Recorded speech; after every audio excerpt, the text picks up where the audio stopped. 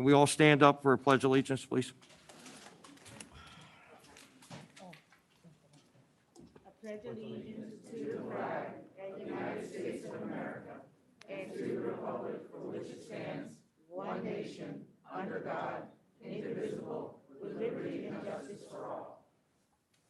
Have a moment of silence. Prisoners of war, men and women missing in action.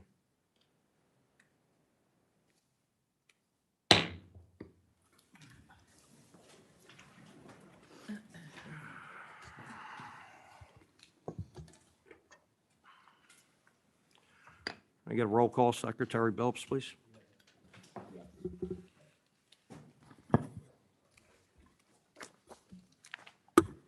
Counselor Hayman, Present. Counselor Blackwell, Here. Counselor Andrewska, Present.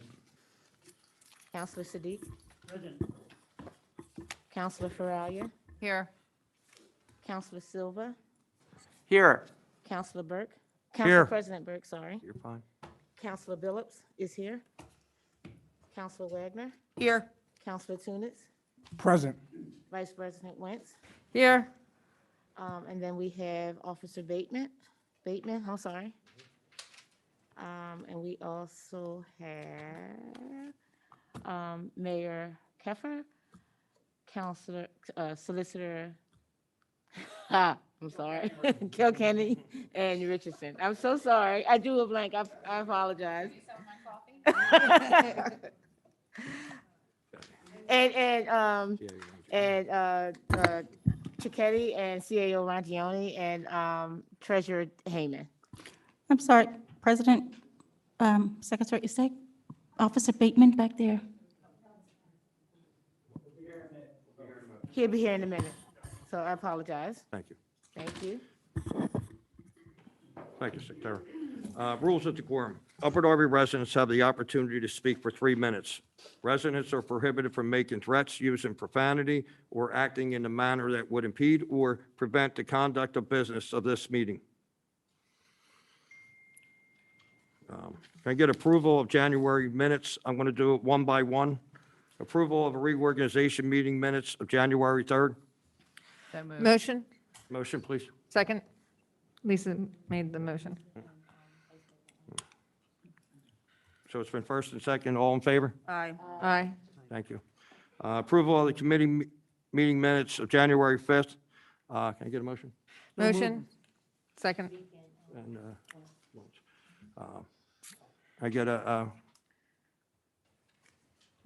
vote on that, please? Aye. Aye. You got it. All right, next is approval of council meeting minutes, January 19. Can I get a motion? Motion. Second. For Ellen? All in favor? Aye. Thank you.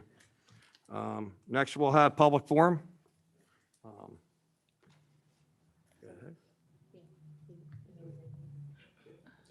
ahead. So there's 19 people who'd like to speak tonight, so you all have 3 minutes, and then after 30 minutes is the public comment, and then we'll ask council if they would like to hear the rest, so after 30 minutes. So Secretary Billups, please. Just trying to get my clock. Yep, take your time.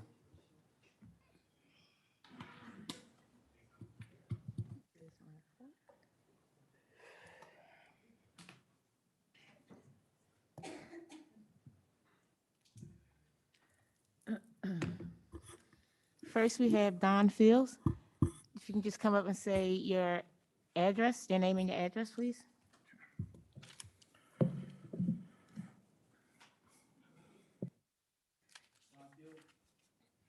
Don Fields, 834 Blythe Avenue, Drexel Hill.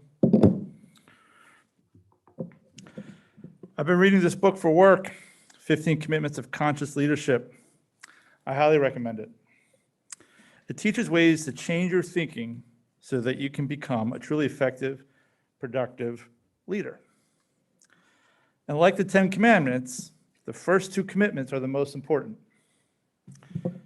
Number 1, take radical responsibility. To truly take responsibility, you need to stop thinking that the world should behave in a certain way and accept that the world just shows up. Right now, some of you are looking for someone to blame.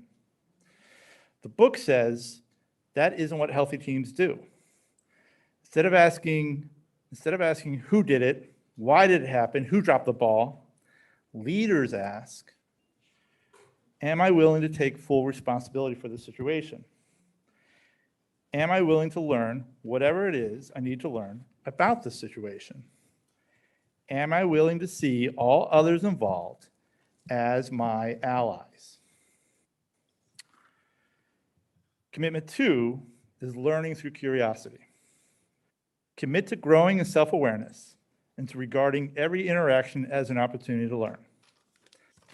Some of you are too focused on not only being right, but on proving to everyone that you are right. Here's the thing.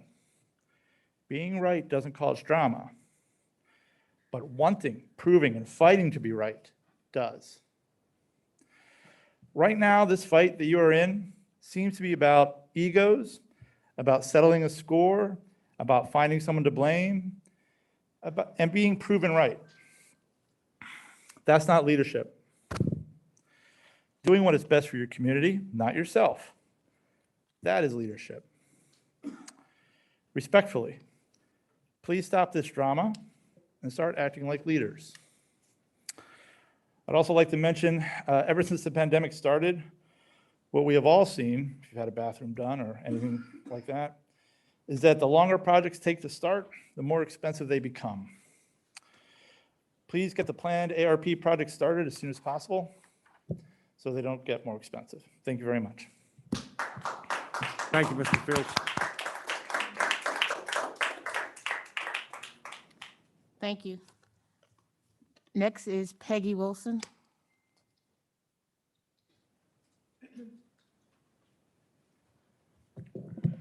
Peggy Wilson, 824 Drexel Avenue, Drexel Hill.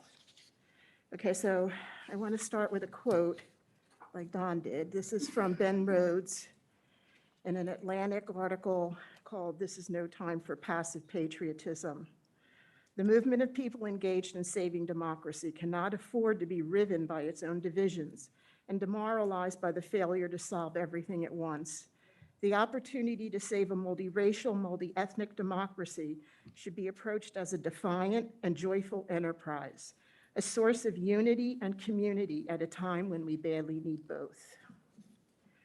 Okay, so I am submitting 3 copies of a right to know request. What I'm asking for are all texts sent and received by Council President Burke during the February 7th special Township Council meeting that were created, received, or retained in connection with a transaction, business, or activity of Upper Darby Township. The meeting took place from approximately 7 p.m. to approximately 10 p.m. In order to assure that the information remains intact, I am requesting Mr. Burke turn his phone over to the Township's Open Records Officer. I will accept printed copies of the screen messages. I am also asking for all email messages that were created, received, or retained in connection with a transaction, business, or activity of Upper Darby Township from or to Tom McCosey and any council members of Upper Darby Township, whether from a personal or government email address from 2/7/22 through 2/16/22.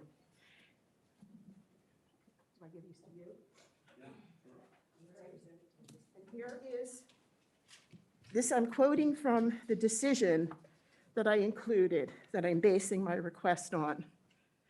The objective of the right to know law is to empower citizens by affording them access to information concerning the activities of their government. Further, this important open government law is designed to promote access to official government information in order to prohibit secrets, scrutinize the actions of public officials, and make public officials accountable for their actions. Upper Darby Township Council is a local agency subject to the right to know law that is required to disclose public records. Records in possession of a local agency are presumed public unless exempt under the RTKL or other law, or protected by a privileged judicial order or decree. Upon receipt of a request, an agency is required to assess whether a record requested is within its possession, custody, or control, and respond within 5 business days. An agency bears the burden of proving the applicability of any cited exemptions.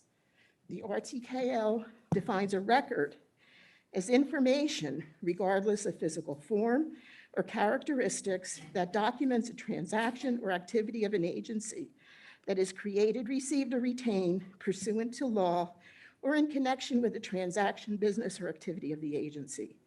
The term includes a document, paper, letter, map, book, tape, photograph, film, or sound recording, information stored or maintained electronically, and a data processed or image document. That's it. That's my 3 minutes. Next is David Heyman. Present. My name is David Heyman. I live at 727 Stanbridge Road in Drexel Hill. I'm speaking this evening to the council, but my remarks are really to our community, who I'm afraid is going to be somewhat forsaken by the actions of this council tonight to divide itself, distract itself from the business of the community in an effort to go to war with each other unnecessarily. For the past 2 weeks, I have been trying tirelessly to communicate with as many people in this council as I possibly could to remedy this situation before it came to a head, as it's going to tonight, as you're going to witness. There were remedies to this on the table, available to be handled, that it could have been handled diplomatically and settled. Instead, this council is going to choose to engage in an expensive, time-consuming public spectacle. For what reason, I have no idea. In fact, I think there are many reasons for this. So I want the public to understand that before anybody up here tells you that this could not have been avoided, I am telling you it could have been avoided. My efforts to bring together the conflicting parties was soundly rejected. And when I informed one side or the other that, you know, we have a resolution to this, will you just talk? The answer was no. So this is a choice that they're making tonight. They're not forced into it. Their backs aren't to the wall. They are decided that they're going to split themselves in half and go at it for whatever reasons at your expense. That concludes my comments.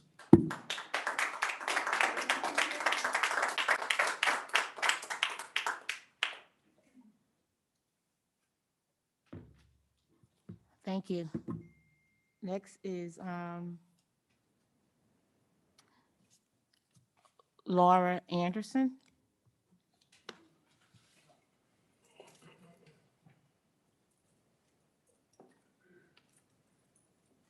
Hi, I'm Plan Sabatino, 3726 Garrett Road, Drexel Hill. This is Laura. I'm Laura Anderson, 2403 Bond Avenue, Drexel Hill. Originally, if it's okay, Laura was going to speak for me because I was stuck at work, but I got out, so here I am. For starters, I'm not split with anybody, Republican or Democrat, so I'm going to be real clear about that. I'm pretty much open-minded and completely bipartisan, so here we go. An article in the Daily Times is a bit misleading. It says that the mayor called a special meeting to make sure government didn't shut down. That part very well may be true, more because it was exposed that the money was missing and it miraculously showed up in a brand new account. Don't get it confused. That $6 million that showed up was moved from another undisclosed account. One thing that needs to be made completely straight is that no one on council was voting to not pay the township employees. That was said numerous times in the last meeting, yet some are alluding to the false narrative that they were not going to pay them and that the administration stepped in to save the day. Again, that is not true. Payroll should have been approved at $2 million. The council voted for $6 million. I'm not sure what the other $4 million is for. Also, the paper said that $20 million was put into an account just for that money. The false part about that is that in the last meeting, someone stood up that was privy to all this information that none of us apparently are privy to, that that account didn't even exist the week before the last meeting, so that can't be true. The fact is that the administration is trying to cover its tracks by not being completely transparent. That money hopped around from account to account. The CAO said himself at the last meeting that the $6 million was used in the fourth quarter. What for? Because earlier in the same meeting, he said it was needed to cover the first quarter expenses until the tax money comes in. He said that the plan was to save money. We didn't get a loan. The plan was to save money by not taking out a loan to cover the first quarter. Which is it? Did we use it in the fourth quarter, or are we saving money for the first quarter? None of that makes any sense. Then come to find, as we continue to talk, that story then changes again.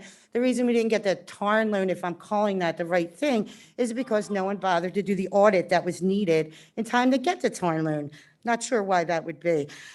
I want you to know, I don't think the residents are as confused as all this twisting the story is supposed to make them. Numbers don't lie. Paper trails do not lie. Bottom line is the money was used without council approval. Bottom line is this administration broke the rules again by doing what they want to do without following rules.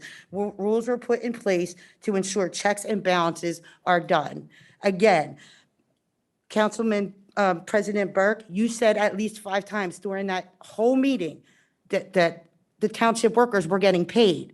For them to try to twist this and say they don't want the township workers to get paid was a flat out lie. That was not what the meeting was for. Meeting was to see where the funds were going to come from. Thank you.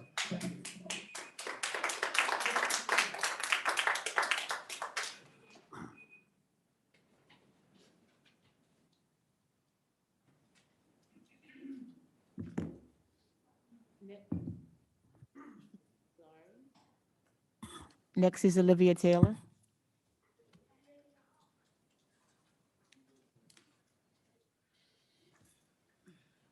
Olivia Taylor, 204 Kent Road. After listening to the treasurer over here, you were the one who uncovered the 6 million missing. You presented it to council, and now tonight you sit here and backpedal and try to cover it up. Is that to save your job? I'm not understanding. You presented it to the council. This is Let me just pause my public comment. time. Go ahead, I'm continue. just shocked. And to make Laura as the scapegoat for all of this, because she had enough heart to say no. Everything that's happening now is what you all been doing for the past 2 years. It's coming back full circle. Simple as that. She's not the scapegoat. She had the heart to say no. Megan Wagner, I thank you. Thank you for calling attention to this. Thank you for caring enough about the community. And one more thing to Laura, you're going to get everything thrown at you. Listen, the residents are behind you. I want to say that publicly. We are behind you. Thank you. One more thing.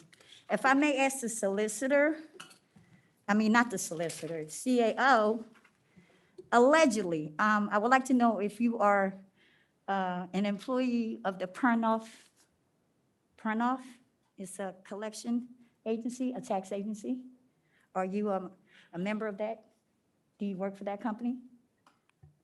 This is public forum, but no, I Yes. don't, and it's a very bizarre question. Okay, well, I'm just asking because it's a collection agency. CAO, I'll take care of the public forum. Thank you. Thank you. You beat me All to right, it. You I beat me to it. apologize. No, I apologize. Listen, he said he wasn't. I'm fine with that. And that's all I have. Thank you, Laura.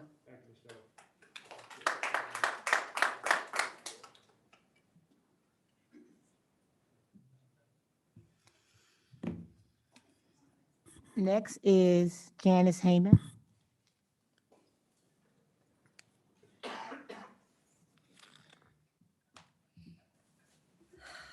Good evening, Janice Hayman, 727 Stambridge Road.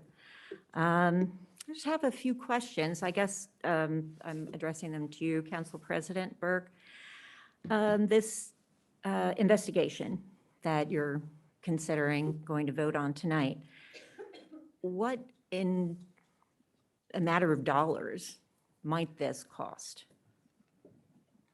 Can anyone speak to that, what the dollar cost might be for this? Okay. Well, I guess you're going to approve hiring a solicitor. That sounds expensive. But, who knows? I guess you don't want to say, and if you have not thought Our ahead to what this solicitor might cost, authorized- I'm a little curious. Our solicitor authorized to get an attorney, so we're listening to Sorry? our solicitor. Our solicitor authorized us for this to get our own counsel, so. Okay, so Mr. Kilkenny won't be the solicitor for this particular action? As he stated last time, he has a conflict of interest. Okay, all right, sure. So you have to hire another solicitor then, a separate attorney. All right, so any idea what this is going to cost in hours? How long this might take to process this whole investigation? Just $300 an hour is what a solicitor would cost? It's a minimum. Okay, all right, but I meant in hours, like, how many hours is the council going to be eaten up by this time? Yeah, that's. So Oh, okay, I'm not allowed to ask questions, I'm just supposed to make statements? All right, I'm going to make a statement then. My statement is, this is going to cost taxpayer dollars, quite a few, a lot. It's going to take time away from what the council should be, what you were elected here to do. You're elected here to take care of the business of the township, to move the township forward. And it's going to cost you goodwill, because even though there are folks who come here every week with an axe to grind against the administration and against the council, the vast majority, I would say, of the taxpayers in this township are going to look at this, they're going to group you all together, everybody, mayor, CAO, everybody on council, and they're going to say, what the hell is going on with these people? Why can they not get it together? This didn't have to happen. It's a mess. And what is the desired outcome? Do you have a desired outcome? There are other ways to get to the answers that you need. The mayor has offered forensic accounting, a forensic audit. That would get to the truth of the matter. You don't have to go through all this nonsense and drama. Nobody wants that. I think it's very unfortunate. thank you for your comments.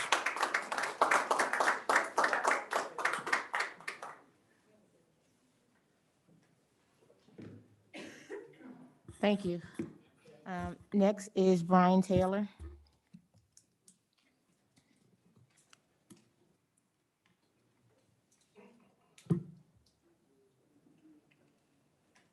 Good evening, everyone. Good evening. Good evening. My address is 7258 Landport Road. My name is Brian Sharif Taylor. I am the founder of Taylor Made Vets and also a board member of the Delaware County Veteran Memorial. I want to inform council of a hybrid meeting at the Fort Chaplain Chapel. This meeting is for veterans and veteran families. We are bridging the gap between the VA and the veteran community. The purpose of this meeting is to,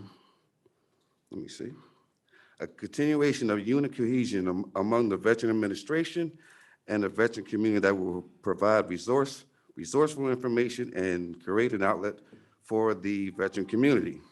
The agenda is as following for the meeting on the 22nd. It will be Alpha, Veterans Court and legal issues. The purpose of this is for the veteran community to get an understanding of their options when dealing with, with legal issues. Bravo, which will be dealing with mental health and suicide prevention. If you are not fully aware, there is a veteran suicide of the number of 17 per day. We want to make sure that this number goes down, but we also want to make sure that families are aware of these issues and these problems. Charlie, as we'll be dealing with housing support through the HUD-VASH program to help homeless veterans within the community. The purpose of this is, well, you know I'm a veteran. Pennsylvania has the 4th largest population of veterans within the United States of America. By having these problems or having these different dialects, we can talk about these issues, find resources, and fix these problems, not just with the veteran themselves, but also with their family members. We're also in June going to have what is called a VA stand down, where we provide resources for veterans, their family, but also the community. The thing about when you want to help someone, you have to have a form of dialect and figure out answers to these different problems. I know in the beginning you always pause for the POWs and those who are in missing in action. And in previous times I have came up here and asked you, how come you do not fly the POW flag regularly? The answer that you gave me was that you have it for the regular 6 designated days. It takes more than 6 days out of the year to actually show respect and honor to those who have sacrificed their lives for the things that you take for granted. I'm not here to argue. I'm not here to debate. It's about finding the problem, taking care of the problem, knocking it down, having families understand when that veteran is going through an issue, to pick up on little triggers, or how is the family affected by the problem that the veteran is going through. I can pass anybody the information. It is held by the VA also. Everyone have a good night. Mr. Taylor, can you just say where that's being located, where it's being held? Yeah, you got to excuse me, me and masks don't get along. It will be at the Philadelphia Navy Yard at the Ford Chaplain Chapel. It is a, yep, it is a hybrid meeting, so either you can come in person or you can come online. Okay. It's the 22nd, what time? From 4 p.m. to 6 p.m. Thank you. Everyone is welcome, even if you are not a veteran. If you are within the leadership and you want to find out about these issues, you're welcome. Thank you. Yep. Thank you. Next is Bonnie Hallam.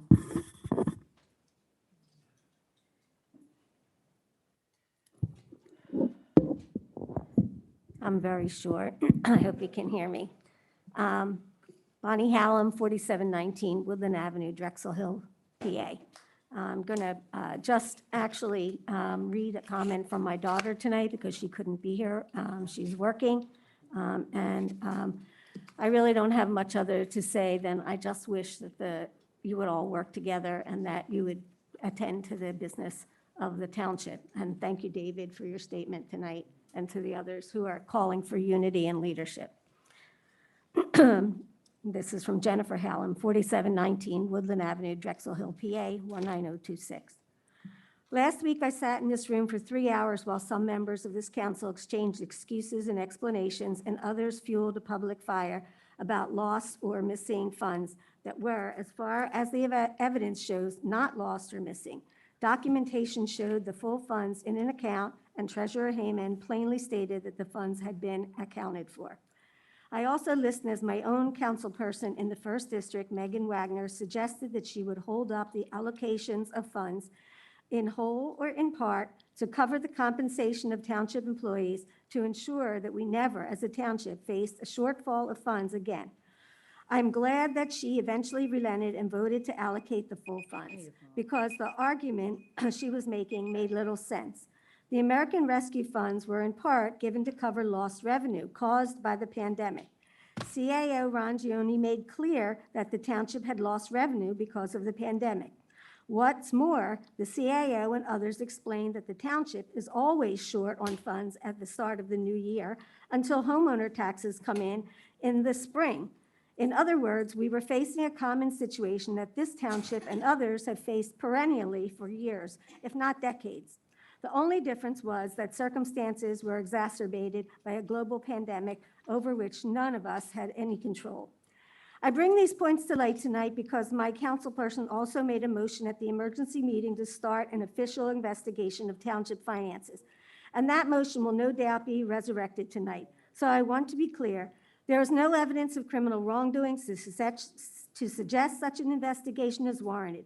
The mayor has already promised a forensic audit by a third party that would ostensibly bring to light any wrongdoings. Such an investigation has never before, that I know of, been conducted in the township in the past, even when there actually was criminal activity. And I'm thinking back to about 4 years ago when someone working in the township stole hundreds of thousands of dollars. Such an investigation will also use taxpayer funds and township resources that would be better put to use actually serving our needs. If my council person is truly interested in making sure that township employees don't have to worry about their pay in the future, I would strongly suggest that she should not spend our money on an unfounded and unnecessary investigation. Thank you.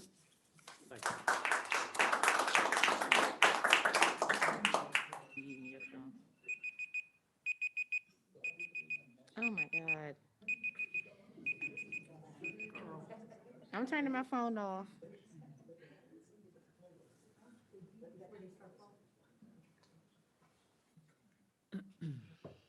All right, complete on 3? Okay. Next is Marion Minnick.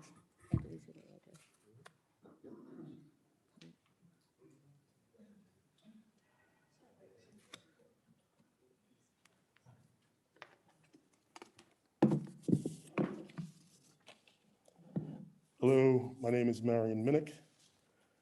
I live at 1204 Wild Avenue, Drexel Hill. I have been made aware of an incident happening, but do not have firsthand knowledge of it happening. I hope that it is not true. It is not my full story to tell. So hopefully the person or persons will come forward. After the emergency meeting on Monday, February 7th, it is said that Brian Burke confronted and threatened a township employee at a local bar because his union representative spoke at the meeting. It was said that Brian Burke threatened to stop a union contract in retaliation to the union rep speaking. If true, I consider this conduct unbecoming of a council member, let alone the council president. So I have to ask Brian Burke, is this information true? No.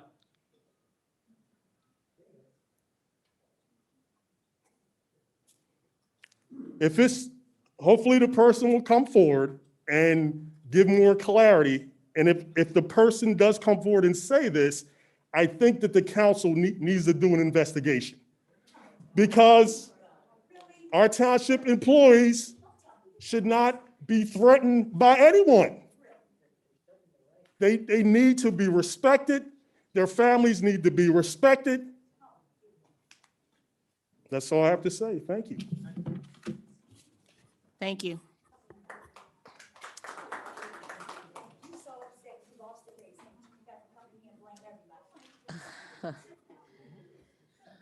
Next is Gerald Harrison.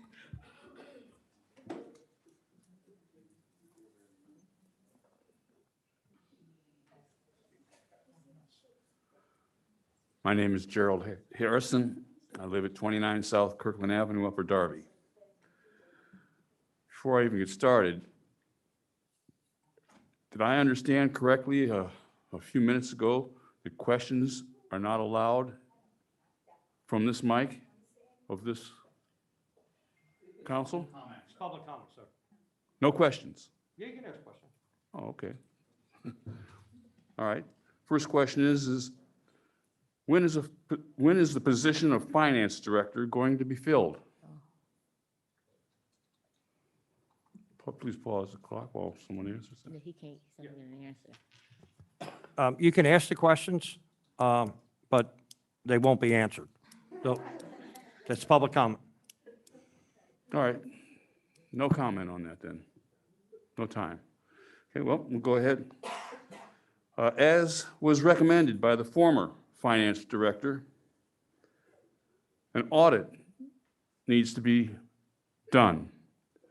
Now, it's my understanding, after checking the website, that there's been no audit done in 2020 and none in 2021, and certainly none so far in this year. Just a regular audit. I'm not talking about a forensic audit at this point. I first want to say is I want those audits done, and certainly in what looks like a much more timely fashion has been going on. And if at the completion of these audits, it looks like it might be prudent to have a forensic audit, then I fully support that. But I believe it should get the audits that you normally do done, see what you see, and then decide about a forensic audit. And again, I'm going to put the question out there. When can the public expect to see these audits? I expect no answer, and that, I think, speaks volumes, frankly. No one's even going to even address that kind of a question. And I voted, I'm going to say this, I voted for the current administration. I worked for the current administration. Some of you sitting up there, I walked the pavement and knocked the doors for. I expect better than this. Thank you.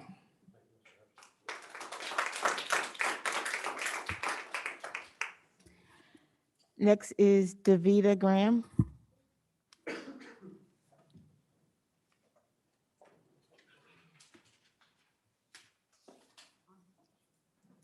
Okay, so my name is Davida Graham. I reside at 3439 Burner Street, Drexel Hill, PA. Good evening, council. Good evening, Mayor Keffer.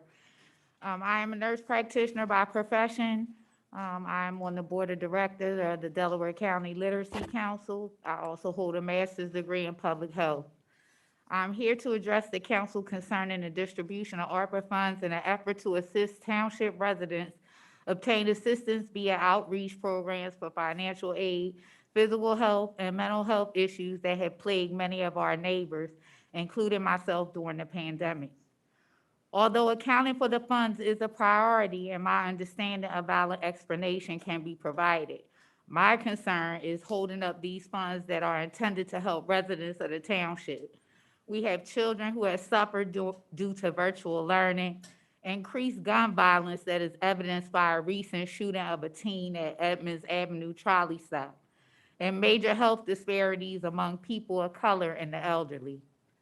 As we know, the demographics of the township has changed, and during the COVID-19 pandemic, over 40 million Americans have experienced job loss.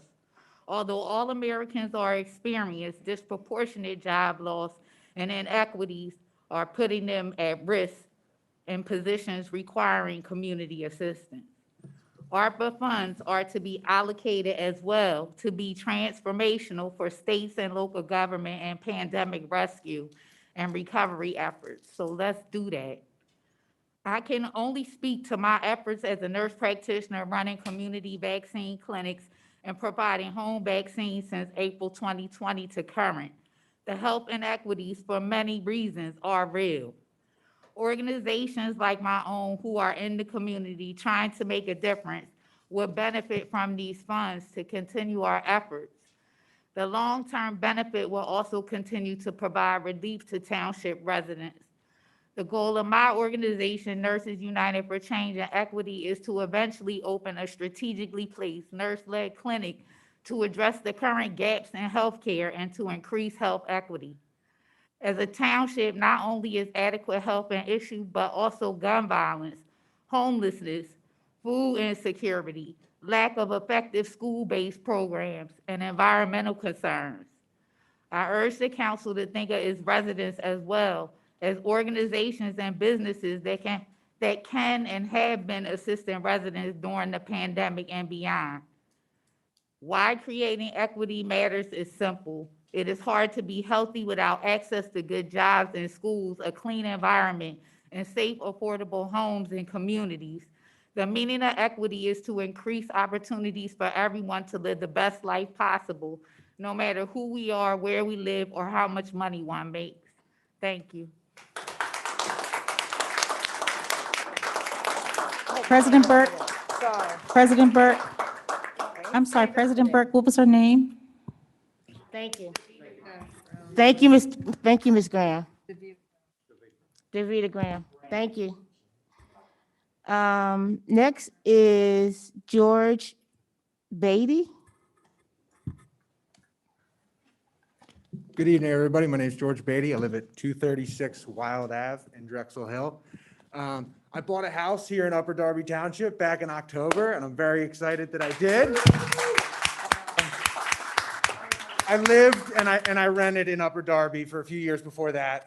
Some of my closest friends But and now loved you're ones homeowner. live in this township. I'm really happy to be here. I can't say I am as happy to see what's going on at my first council meeting here. I followed politics my entire life. My family's always been involved. So I know a good political fight. I know when emotions can get high. I see it in this room. I've seen it before. But I would just ask, and I'll try to keep it brief, let's, like we said, right, with the last speaker, let's keep first things first, right? Let's run this house like we should run this house. I might only be 31 years old, but call me old school. I think we should, maybe pay the bills and, get food in the fridge for the kids before we go and have a fight, with the better half in the bedroom. I think we need to do what we need to do. So maybe something improper happened. I don't know, right? I don't know, but I can say that, like we've said before, bank records don't change. The paper trail will not change. Let's do what we need to do first. Put this motion on the back burner, table it, right? Table it until cooler heads prevail. And let's get down to the funding, and then you can bring it back up if you so choose. But that's all I have.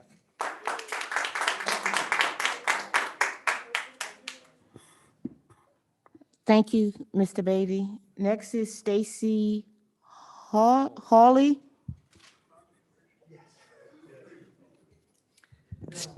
Stacy Hawley, 1017 Mason Avenue, Drexel Hill, Upper Darby Township. Good evening, Council President. I have just a couple statements and a question. You don't have to answer it. But PICO is doing work a lot of places in the township, but at Bond and Foss, they got to do a better job. You could break you walk in the dark, and they don't even pave over with the gravel. So that needs to be addressed. It's a safety issue. Another request is also to put the time of the council meeting on the calendar. It's great that we have the date, but unless I missed it, the time's not there. And my comment is, we are the 6th largest municipality in Pennsylvania. It requires a high level of expertise and skill to be a CAO. The CAO's job is to interface with the treasurer, to know what's going on in the departments, to know what's going on in the budget. There should be no surprise, there should be no show at a council meeting that all of a sudden, they're not in agreement, like it's a surprise that $6 million allegedly was missing. So that is, that's a real shortcoming, and I think whether, this might be not part of the decorum, but, a position of this level really needs to have expertise, with all due respect, and it should not be a political appointment.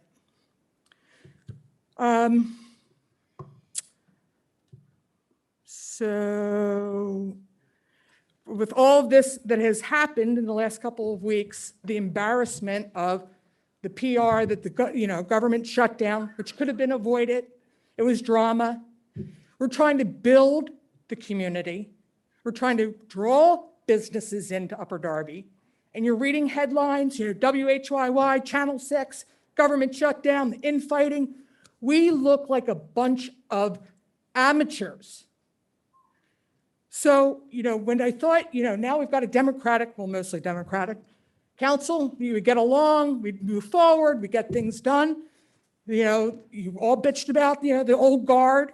Well, here you are, and now we're fighting, and nothing's getting done. It's an embarrassment. Thank you.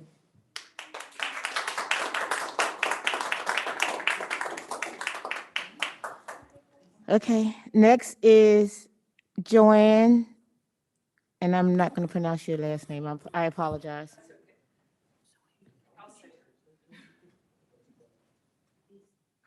Joanne Namavong, 133 North Pennock Avenue, Upper Darby.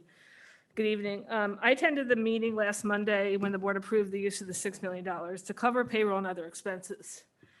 I became quite alarmed with some of the things I heard, but especially when I heard someone say that the township spent $8 million over budget in December. I hope I misunderstood this comment, as $8 million over budget is over 100% in excess of 1/12 of the annual budget. That leads me to wonder about the effectiveness of the system of internal control in the Township Accounting Office. I have several questions regarding the township's accounting practices. Some, well, and actually none will be shared publicly. However, I'm hoping that the answers to my questions will be provided to the Finance Committee of the Town Council, and I'm going to email my questions in later. But my first question is, does the accounting department have a documented system of internal control in place? 2, who approves invoices to be paid? 3, who approves payroll to be paid, including overtime? 4, how are receipts handled? Who records them? Does a different person make bank deposits? 5, how is cash safeguarded? 6, who approves transfers between township bank accounts? 7, which accounting firm performs the annual audits? And I heard at the last meeting some blame being placed at the feet of the CPA firm that the audit wasn't done, but I want to know, was it the CPA's fault or was it the administration's fault? Because the audit should have been done months ago. 8, does the outside auditor give an opinion on the system of internal control? 9, does the accounting department prepare monthly budgets? 10, who reviews and approves significant variances between monthly budgeted amounts and actual spending? And 11, is council made aware of significant variances? So I don't know if any of these questions have been asked or answered between the administration and council, but if they haven't been, these are questions that should be asked and should be answered. Thank you. Oh, and one other thing I want to say while I have the mic. Stacy talked about Foss and Bond Avenue, I think. I want to ask the council about Westchester Pike. I've already emailed Gina Curry, but she told me that it's going to be paved in the spring. We're not going to make it to the spring with the deplorable condition of the roadway. Once you enter, heading eastbound, you enter Upper Darby Township, it's a mess. When you're in Haverford Township, they did a much better job with how they dug it up and sort of patched it up. Get into our township, it's horrifying, and it's destroying our cars. Thank you.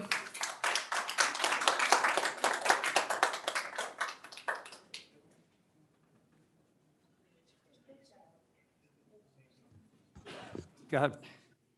Thank you, Council President. I'm sorry, Miss, could I just ask you to submit those questions in writing?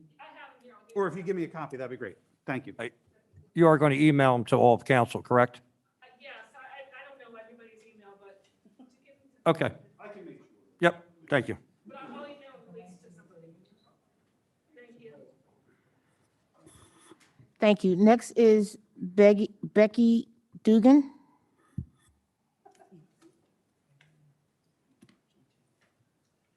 Good evening. My name is Becky Duggan. I live at 129 Duggan, North sorry. Pennock Avenue. First, I would like to thank Laura and the rest of the Finance Committee for standing up and protecting our money. I know questions won't be answered, but at the last meeting, Councilmember Wagner asked the CAO when the money was deposited. I want to know when the $6 million was put back in the account, because it's obviously there now, but it wasn't there before. I would also like to know if the Finance Committee has received all the documents they asked for. I know you can't answer me, you won't answer me, but that's fine. I think if they haven't, they should. I'd also like to know if the CAO was a appointed office, it was approved by the council, or how does that work? I know you won't answer that either. But I heard some people come up here earlier tonight, talk about they don't want to have a problem, they don't want to have drama. Somebody needs to stand up and look out for where the money went, who spent it, where was it? If you don't do anything, it gets swept under the rug, and then everything just goes on fine and nothing changes. Everything, keep on spending the money however anybody feels like. It's my money. It's their money. It's not your money. It's our money. And you can't just decide to do whatever you want with it and move money around however you want. You have to account for it. And it should be made able to people to see it and find out where the money is. The Finance Committee should have copies of the bank statements, the general ledger, anything they need to make the appropriations. Shouldn't have to beg for it. You shouldn't have to ask for it. And while I'm on a roll, Westchester Pike is a hot mess. I want to know if the administration has contacted PennDOT to ask them about it. The administration should be asking them, when are they going to come fix it? Because I drive it back and forth to work every day. It's killing my car. It's horrible. The right lane eastbound isn't much better, but that's where everybody rides, because you can't ride the left lane because your car is going to get destroyed. And that's all I have to say. Good evening. Thank you.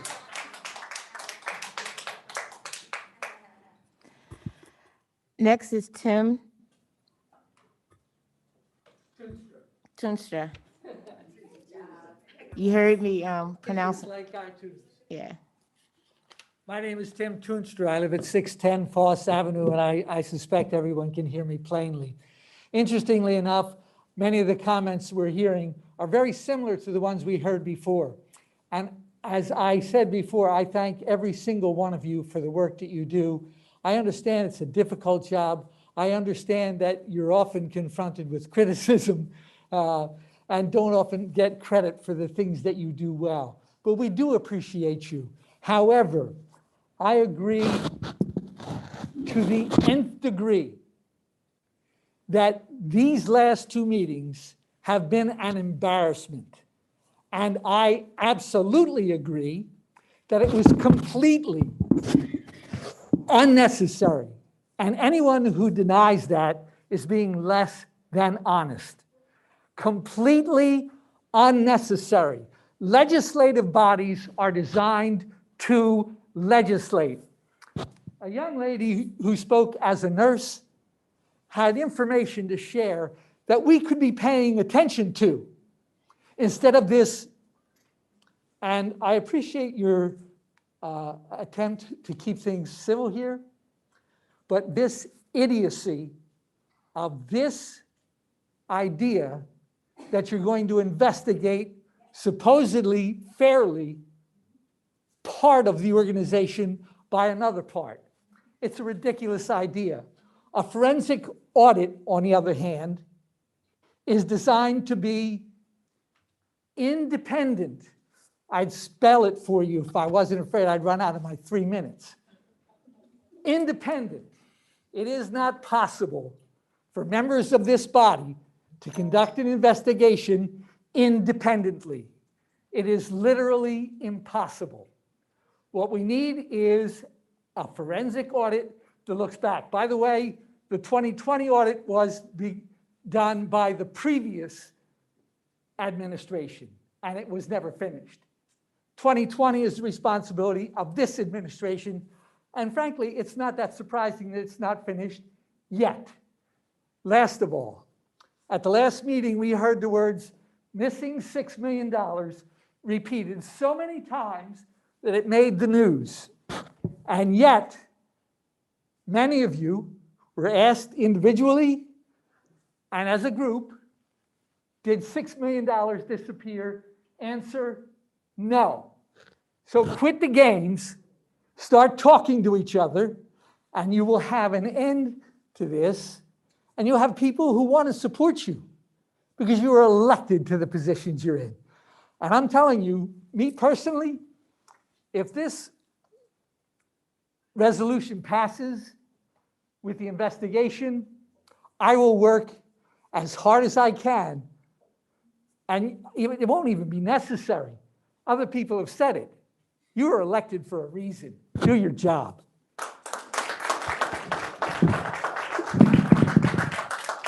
Thank you. Next is Tina Hamilton.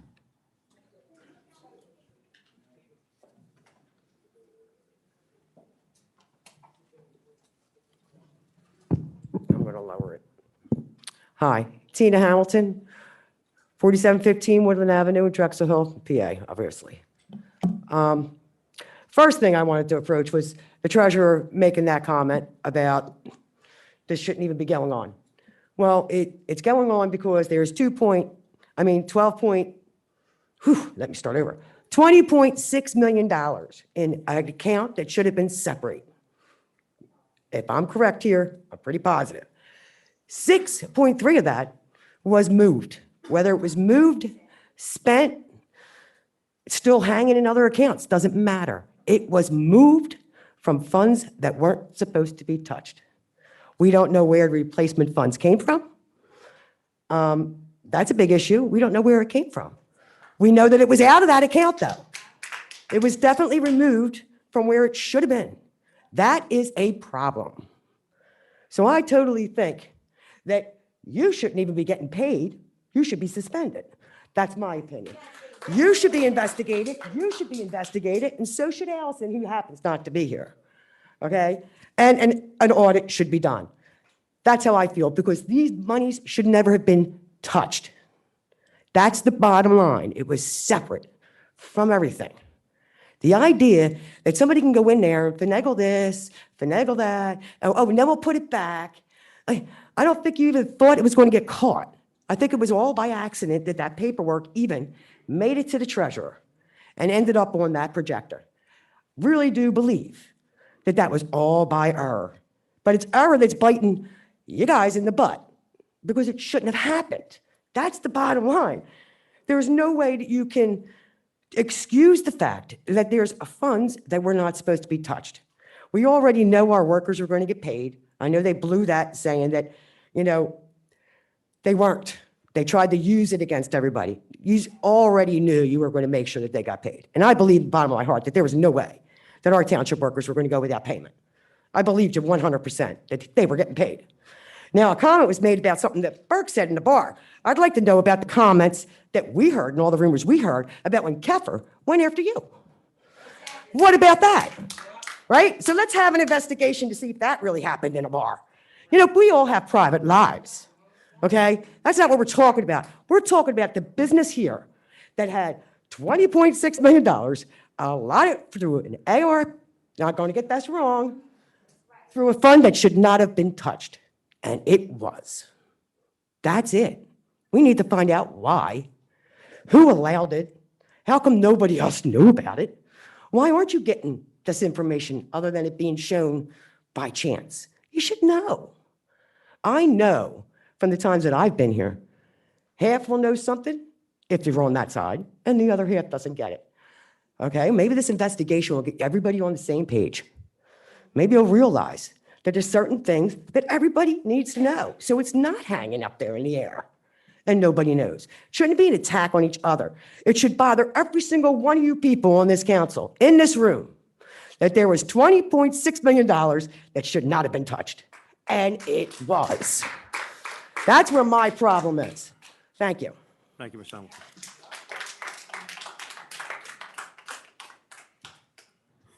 Next is David Dryden.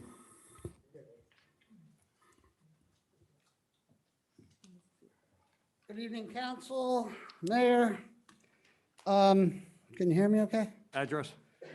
I live at 1114 Vermont Road, Drexel Hill. My name is David Dryden. A lot of what has been said tonight is kind of why I decided to speak.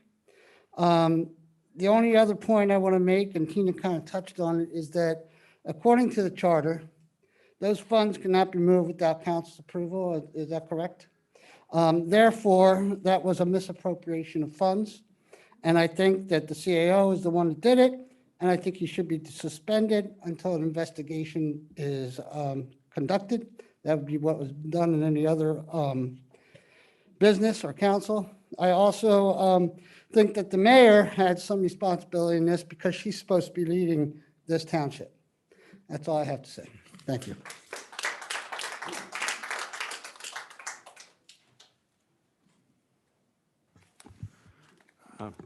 That ends public forum. Thank you for everybody's comment. And next up, we will have the Honorable Mayor Barbara Ann Keffer for her speech tonight.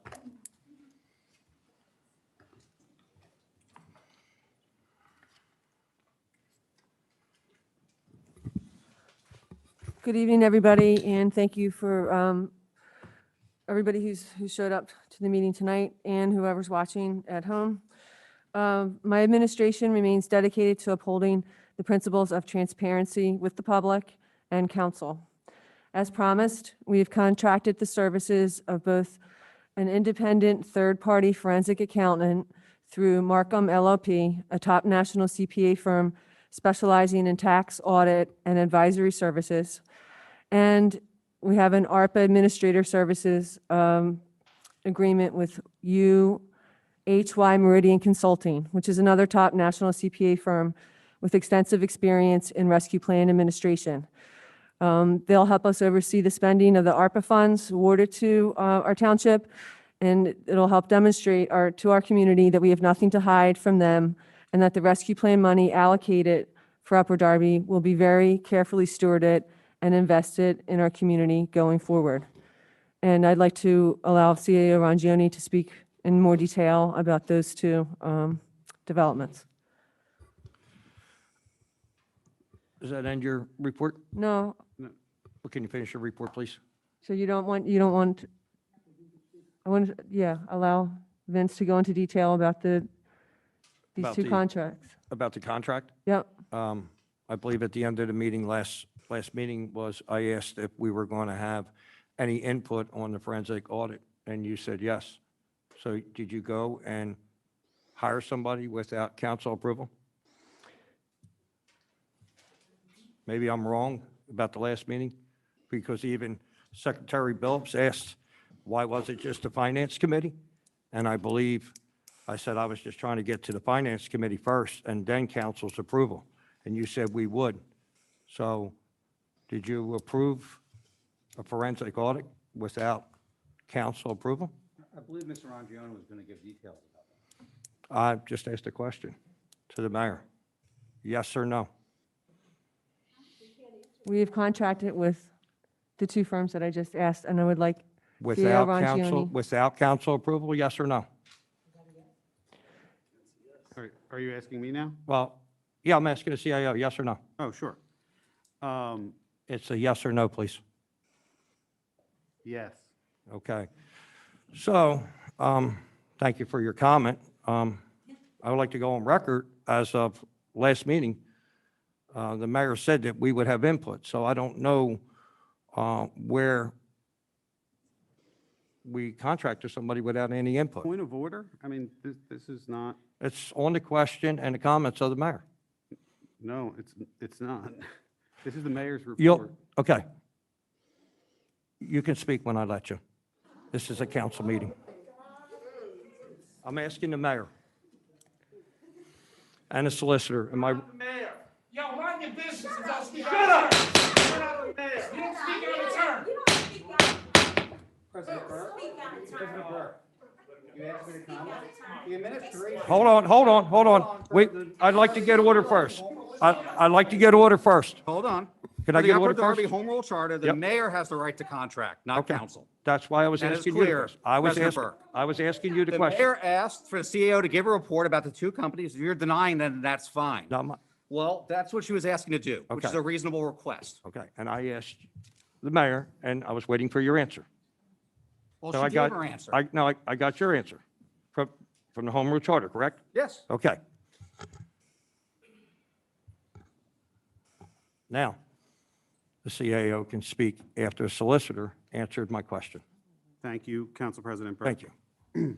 So it is certainly true that that conversation was had at the last council meeting, and the administration very much would have liked to have participated in a good faith collaborative process that was aimed at ascertaining the truth about what happened.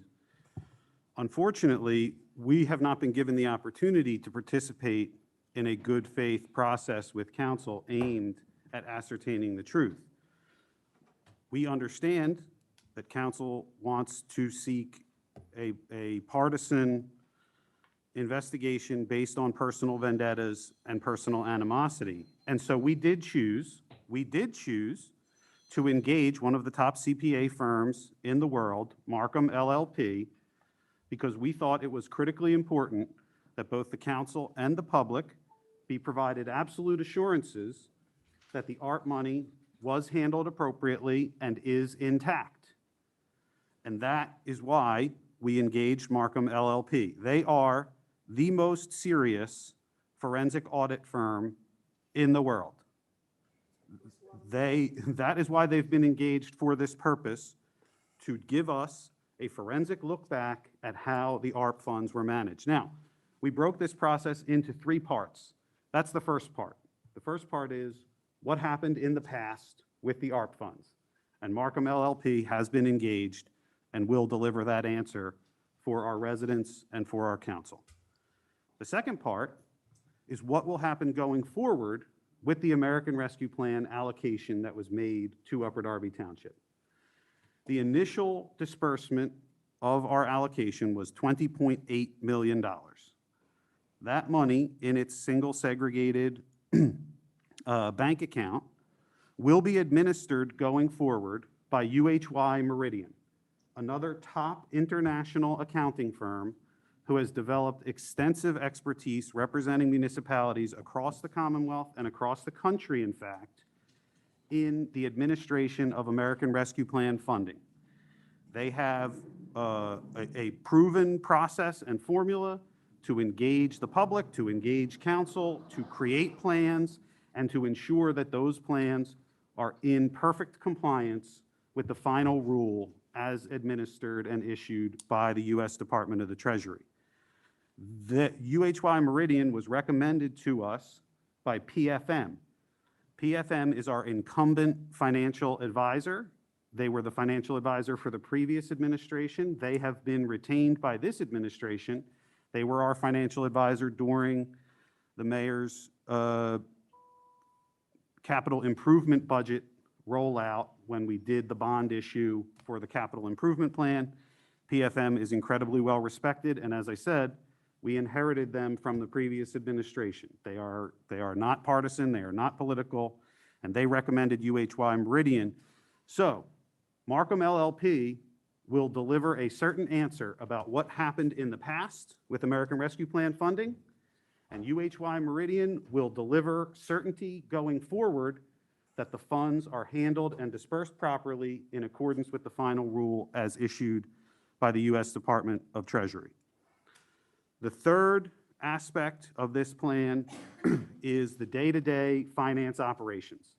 There have been many questions over an extensive period of time about why and how we have not been able to fill the finance director position, why and how the 2020 audit has not yet been completed. And we take all of these concerns about the American Rescue Plan and concerns about the day-to-day finance operations very, very seriously. And the goal is to provide surety to the public and the council about these monies and these operations. So, as I had been reporting to council and the public, we had gotten very close in the finance director search to a highly qualified applicant, someone with a degree from the University of Pennsylvania in accounting, someone with an active and valid CPA license, someone who had participated in public governmental accounting in the city of Wilmington and other major metropolitan areas. Unfortunately, because the environment has become so toxic and so publicly toxic, we were not able to retain that person. And so we had to look for another route to provide these services. There is a very well-respected regional accounting firm based in Springfield, Pennsylvania, called Brinker Simpson. Brinker Simpson represents a lot of municipalities in their day-to-day financial operations. And again, they're a highly respected regional accounting firm. We are in the final stages of conversations with them to play the role of finance director in Upper Darby Township to provide cash flow analysis, budget analysis, reporting data, et cetera. We have been under a very quick timeline. So we have a proposal for them. We are very close to engaging Brinker Simpson for the purpose of filling the role of finance director, and we hope to do that in the next few days. That is a 3-part plan to engage the most experienced and respected experts in the finance industry to provide absolute clarity and absolute surety to both the council and the public that all funds and operations are being handled and managed appropriately.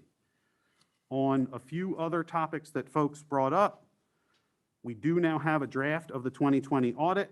We are very close to the completion of the 2020 audit. It is our sincere hope that our township auditor will appear at a public council meeting in March and deliver a report on the 2020 audit. That report does include, as last year's audit included, reports on our internal controls and practices. So we will make sure that that audit is available, and you will have some of those answers as well. And I would also just note that we do regularly call PennDOT and stay on top of PennDOT as best as we possibly can. It is incredibly difficult, and rest assured that we do note to PennDOT the difference between what state roads look like in Upper Darby and what state roads look like in Haverford Township. It is not lost on us that the attitude of what is good enough for Upper Darby is not good enough anymore. And rest assured that PennDOT has heard that from me and the mayor and the director of public works, and they will hear it again and again and again until we get the service we deserve from PennDOT. That's right.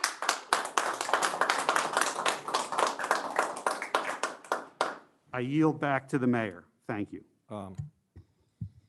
Before we go back to the mayor, I would like to ask CAO a question on some of the parts. Part 3, company out of Springfield, well respected. Are they going to have a finance director in the building 40 hours a week, or are they going to do it outsourced? The details of the arrangement have not been completely finalized. Okay. And as all the other directors, council would have to approve or not approve? Is that correct? I don't believe so, in the sense that they're not, we're not appointing a single individual to the position. We're engaging in a professional service contract.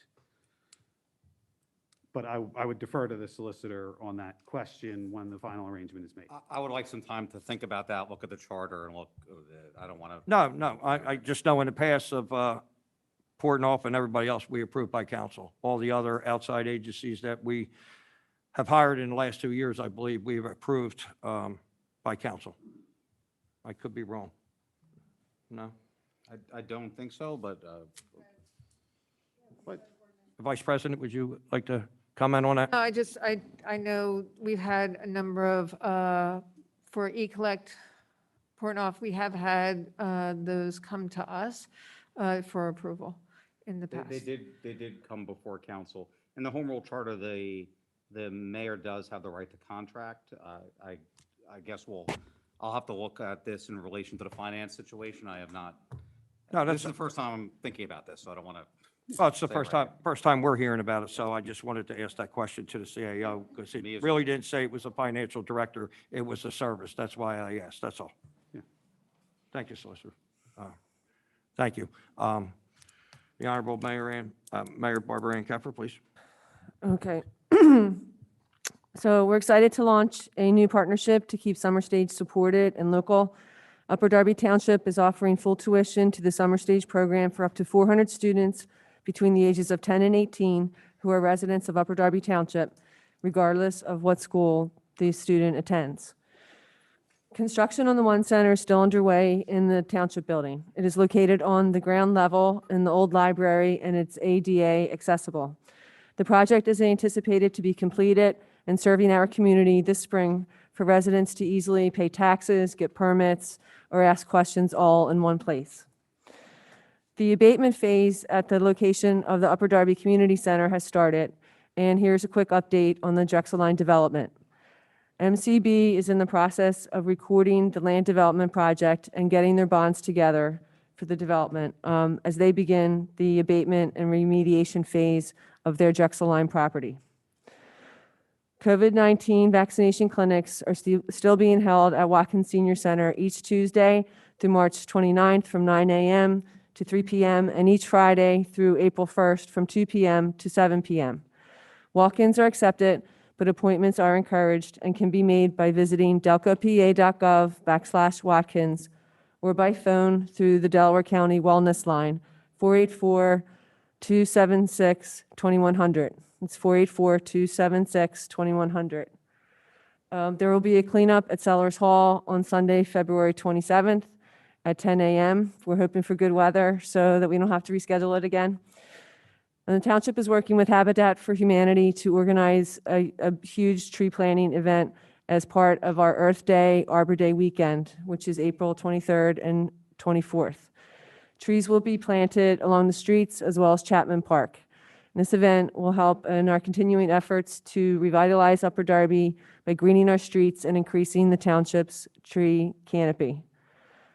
Finally, Upper Darby Township has been awarded nearly $500,000 in grant funding through the Multimodal Transportation Fund towards construction on the Cardington Newtown Trail. And we're very excited to use this money to continue to reinvest in our outdoor public spaces.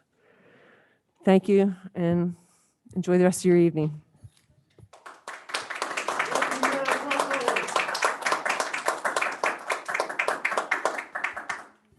Thank you for your report. Now it's President of Council, myself, report. So one, I would like to thank the administration to have a three-part forum set up, and also some of the members that spoke out today. I did get a few phone calls about Falls Avenue 2 weeks ago. They fill them in and then they, collapse with the weather, with the salt. We had a snowstorm.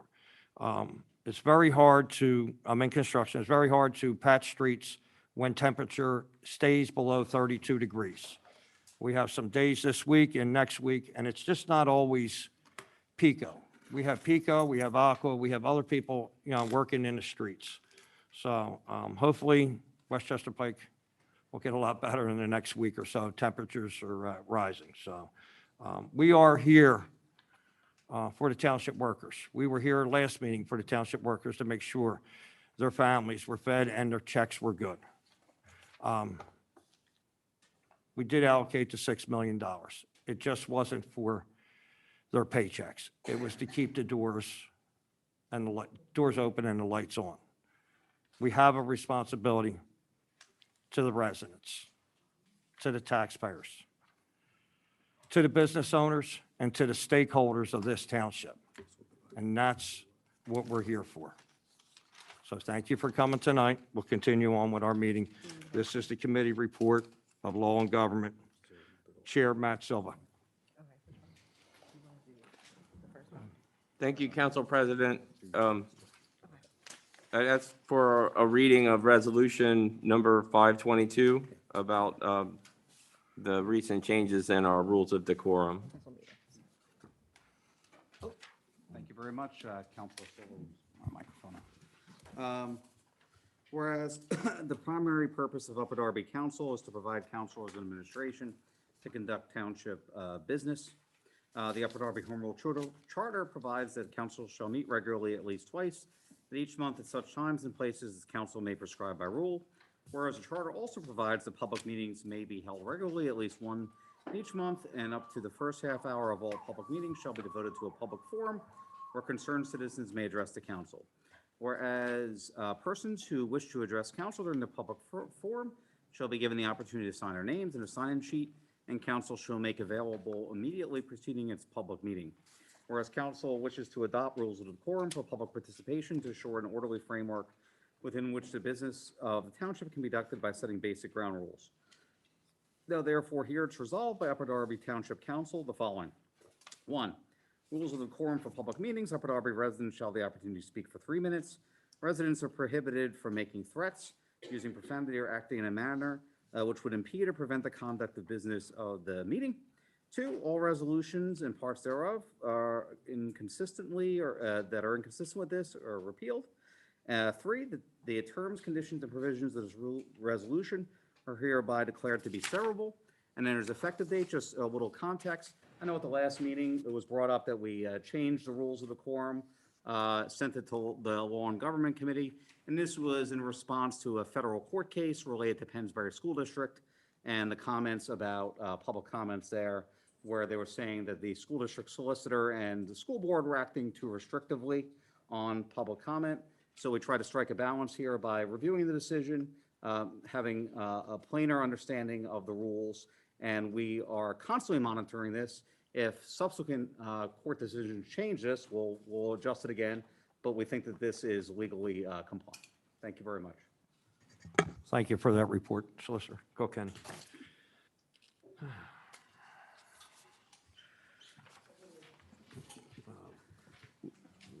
The members of that committee have reviewed this document. Would you like me to poll the members of that committee at this time? No, I mean, do we have a motion to approve? I make a motion. Second. I'll second that. I wish I had this when I was council president. It would have been so much easier to read. As a side note. Just a motion to approve or roll It call? could be a motion to approve unless if someone specifically wants a roll call. Okay. Do it either way, Mr. President. Can I have a motion to, oh, okay, all in favor? Aye. All in favor? Yeah, okay. Huh? Any nays? I didn't hear any. Okay. Okay. 11-0?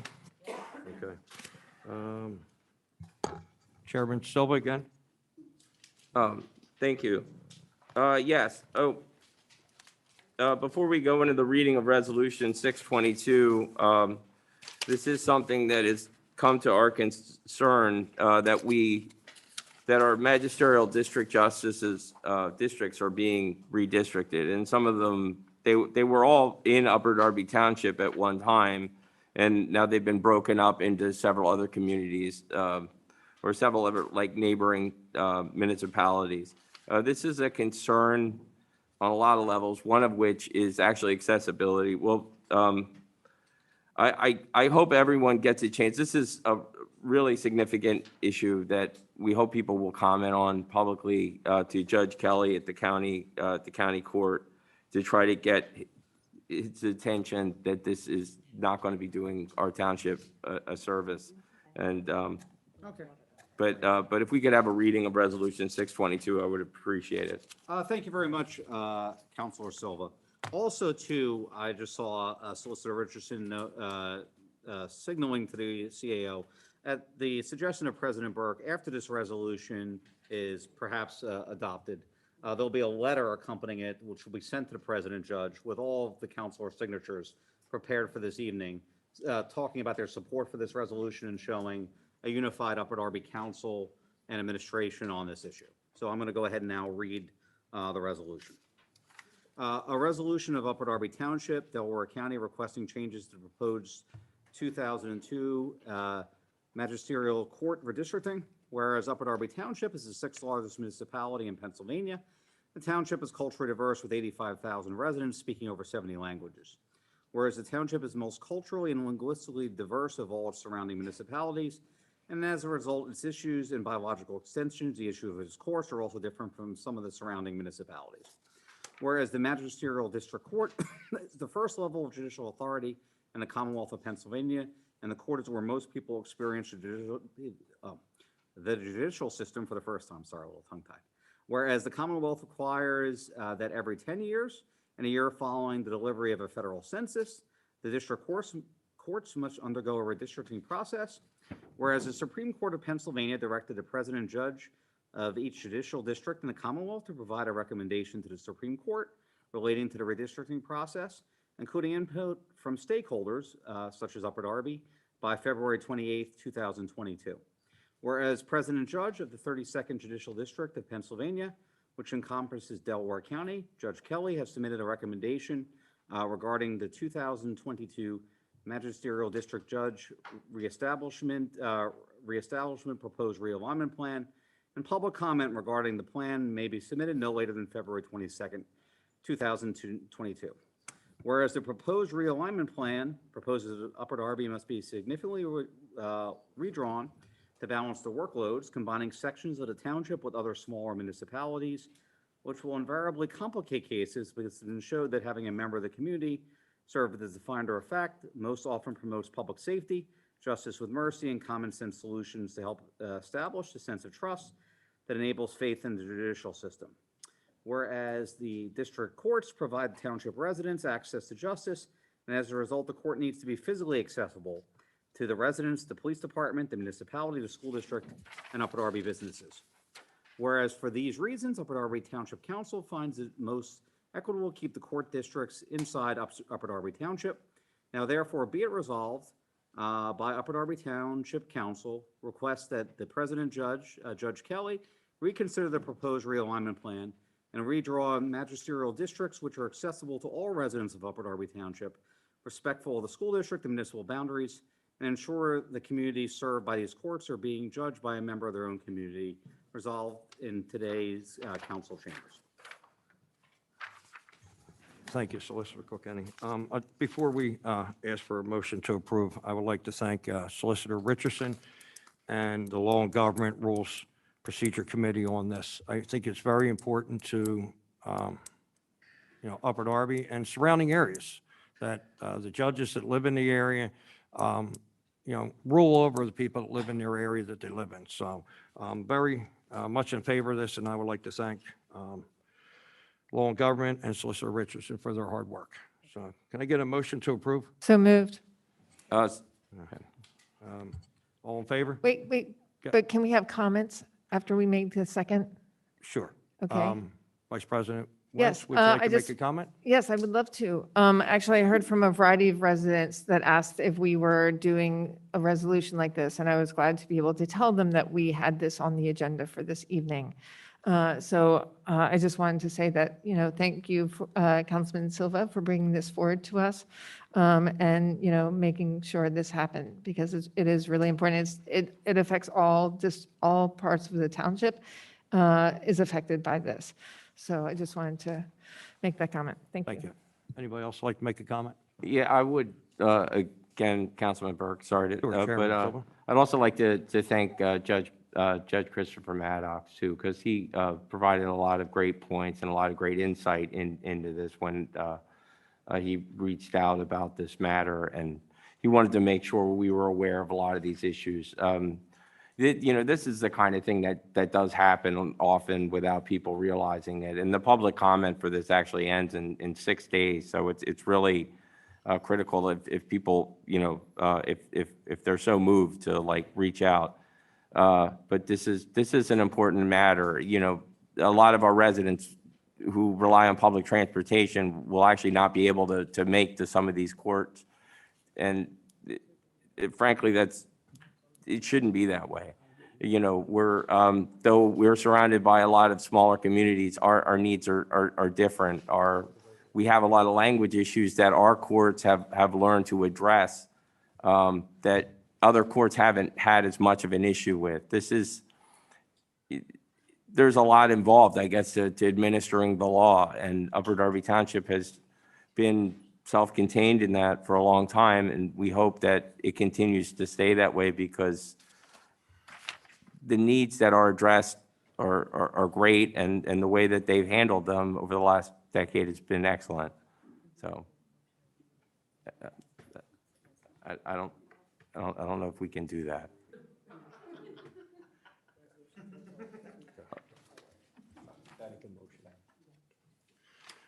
Thank you, Chairman. So take a vote. All in favor? Aye. Aye. Any nays? Solicitor Richardson, can you read what we have there for all council people? Sure, thank you. Just for clarification, Council President Burke asked me to write a cover letter to accompany the resolution to President Judge Kelly. He wanted to make sure that all council members had the opportunity to sign the letter that was accompanying. So I just wanted to, he asked me to read it so everybody knew what they were signing. Judge Kelly, the Council of Upper Darby Township submits the attached resolution in opposition to the proposed magisterial district court rate reestablishment.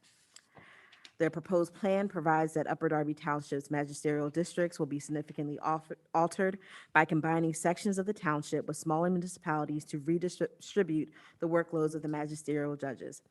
However, the proposed alteration will complicate cases which presents hardships for Upper Darby residents, the police department, the municipality, the school district, and businesses for reasons outlined in the resolution. In conclusion, Council notes its opposition to the proposed plan and fully supports the redrawing of the lines to keep the courts in the confines of Upper Darby Township to ensure equity for the community of Upper Darby Township. So ends the reading. Thank you, Solicitor Richardson.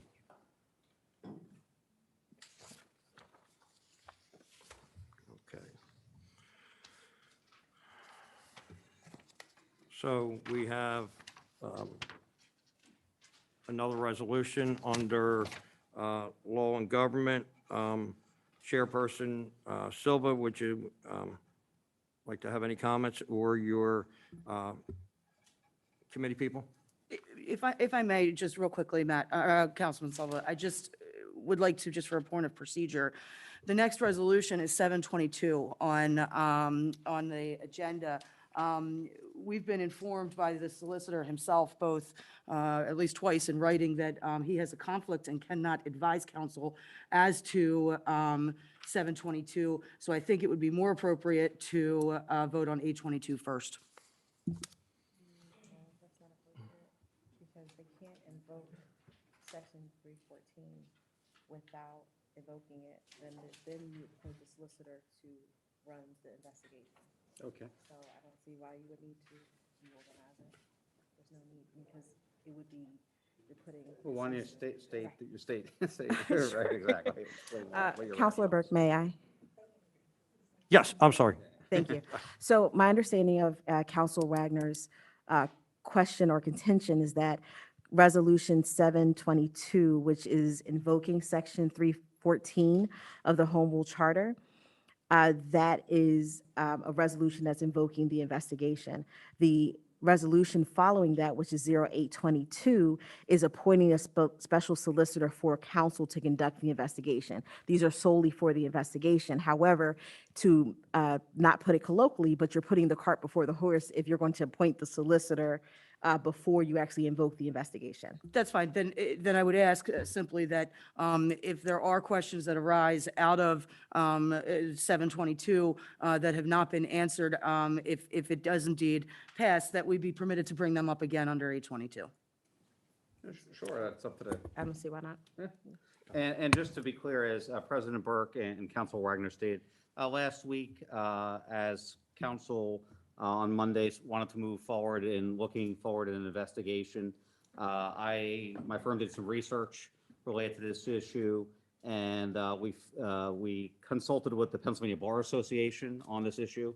And in home rule municipalities where the mayor puts a solicitor forward and council then confirms it, then obviously have a conflict of interest if the council is investigating actions of the mayor or the administration.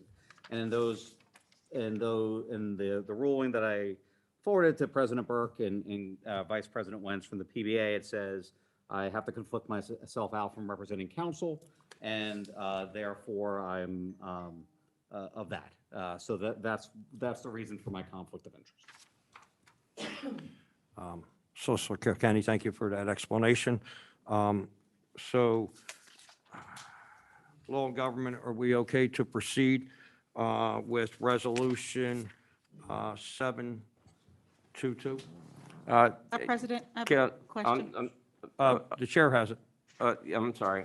Certainly, we can get to your questions in a moment, but could we have a reading first? And then I'd be happy to poll the committee members, and then if we move ahead to put out a motion, then we could have discussion. Is that okay with my fellow counselors?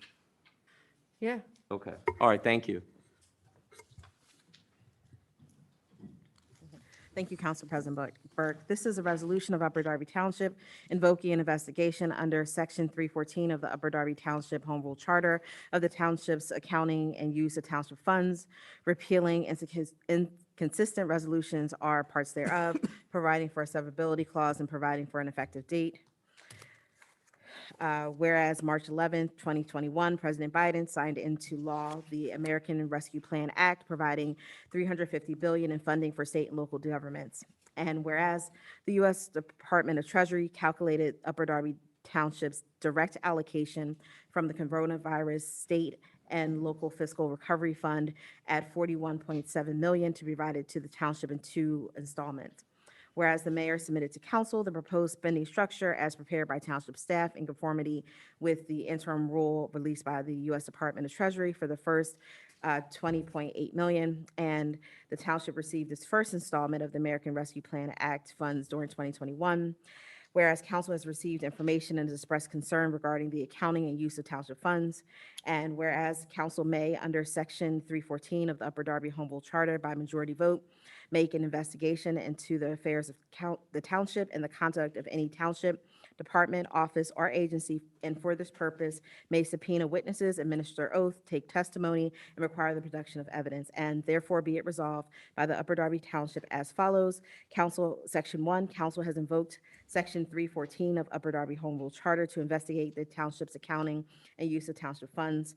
Section 2 is all resolutions, is a repealer clause, and then Section 3 is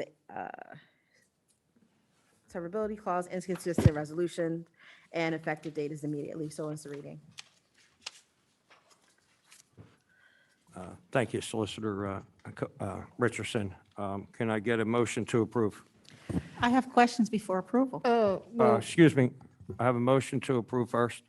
motion to approve. Oh, Well, wait, didn't you want to poll who? Yeah, Okay, I'm I'm sorry. sorry, Okay, Council okay. Would you like to President. poll- you would like to I would poll? like to poll the Sure. members of my Go ahead. committee, absolutely. Go ahead. Okay, Councilwoman Wagner, would you like to move this forward? I do indeed. Okay, thank you. Councilwoman Wentz, would you like to move this forward? Yes.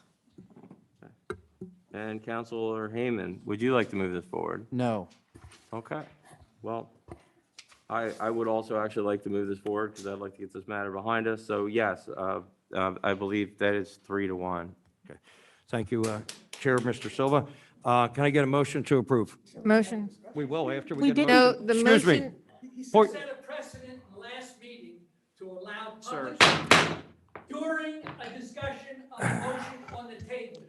Mr. it Bateman? was a public Officer hearing. It Bateman, was a public hearing at Please, the Officer time. Bateman, this is not a public hearing?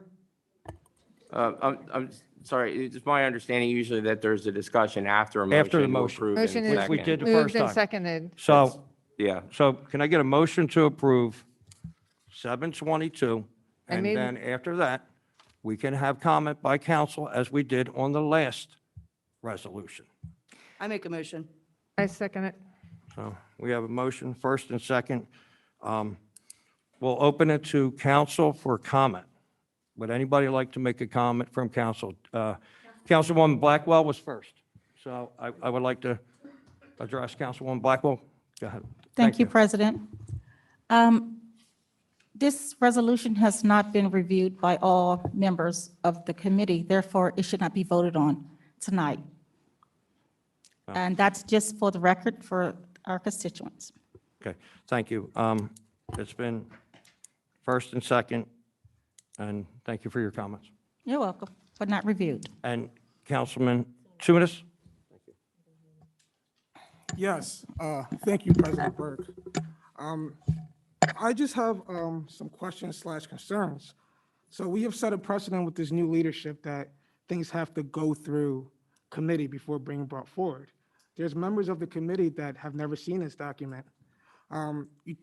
President Burke, and I've served with him for 2 years, we've got a lot of great work done together, but he's also has always asked about transparency, right? A big thing for him in the past was before we vote on somebody being appointed, we need to see resumes. They have somebody here tonight, we haven't even seen their resume. And I want to believe that this isn't political. I want to work together. I care about the township finances. That's why I'm quite curious on why you guys didn't show us all avenues. This isn't the only avenue to find out the answers. It's a forensic audit that the mayor agreed to. I personally believe we should look at now to 5 to 10 years back, because residents need to know the condition of our township over the last 10 years. And if you guys already chose a solicitor, you already made a decision, you've already brought this forward without it going through committee, so it shouldn't be on the agenda according to your logic that you brought forward. And it's also hard to think this isn't political when I see Mayor Keffer's predecessor, Tom McCosey, ask for access to the document. So when I see this, which I will share to you, President Burke, and you can share with the rest of council, when you see something like this, it's hard for you to think this isn't political. This is someone she ran against in the previous election, beat him. He lost, and it's hard for us to decide if this is actually for the will of the people or not. I'll let you know what the will of the people is. Ms. Taylor, could you let Councilman Tunis speak? Thank you. So, thank you, President Burke.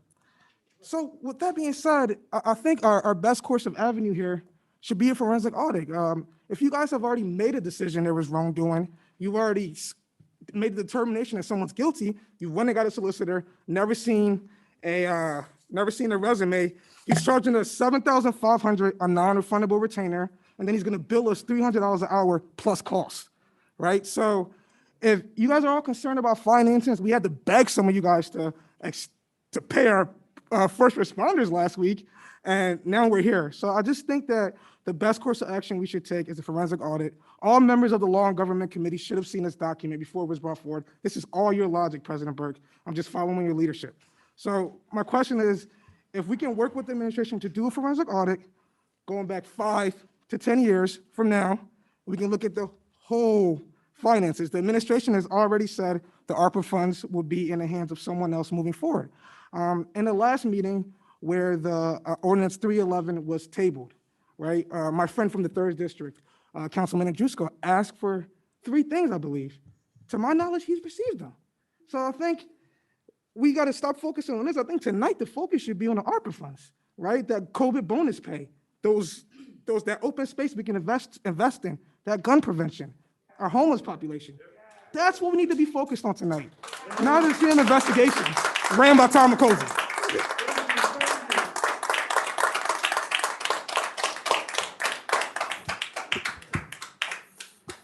Councilman Tunis, thank you for your comments. As we spoke last meeting, our solicitor that's worked for us for 2 years sent to me that we need to get our own solicitor for 314. Yeah, So but- I was following the solicitor that we have paid for the last 2 years on his recommendation that he had a conflict of interest. So thank you for your comments. He never said choose a solicitor without informing all of council, let alone all of the committee. We haven't even seen a resume. We don't even know what college this guy went to. We don't know anything about him. That's, you know what, that's great information, but, you know, part 1 and part 2 and part 3, we didn't see either. So thank you for your comments. Are you going to be the bigger person or not? We're bringing this forward. This is the leadership. So Councilman Heyman, you would like to make a comment? So I wanted to add a couple of points. I am on the Law and Government Committee, at least I was when I last checked, and I want to bounce off what Councilman Tunis just said. You know, I became aware of Mark Mutch's application or his resume by rumor, and then officially today, when his resume was sent out. This is on the agenda under the Law and Government Committee. Now, just a few minutes ago, that resume? Or that letter, I'm sorry, that letter. An engagement letter. I it's not a apologize, the resume. wrong term, engagement letter. I became aware of this. I do know him. Well, I have nothing bad to say about Mark Mutch. I have nothing bad to say. I've heard no negative comment, and I don't mean to cast any aspersions on Mr. Mutch. What I am concerned about is that just a few minutes ago, President Burke, you raged when the administration may or may not have communicated with us, with full counsel, about appointing a firm to do a forensic audit. I apologize, I don't remember the name of that firm. But yet, the full committee, the Law and Government Committee, under which this item was listed on the agenda, wasn't even made aware of the firm. I'm not suggesting, again, that our solicitor is incorrect.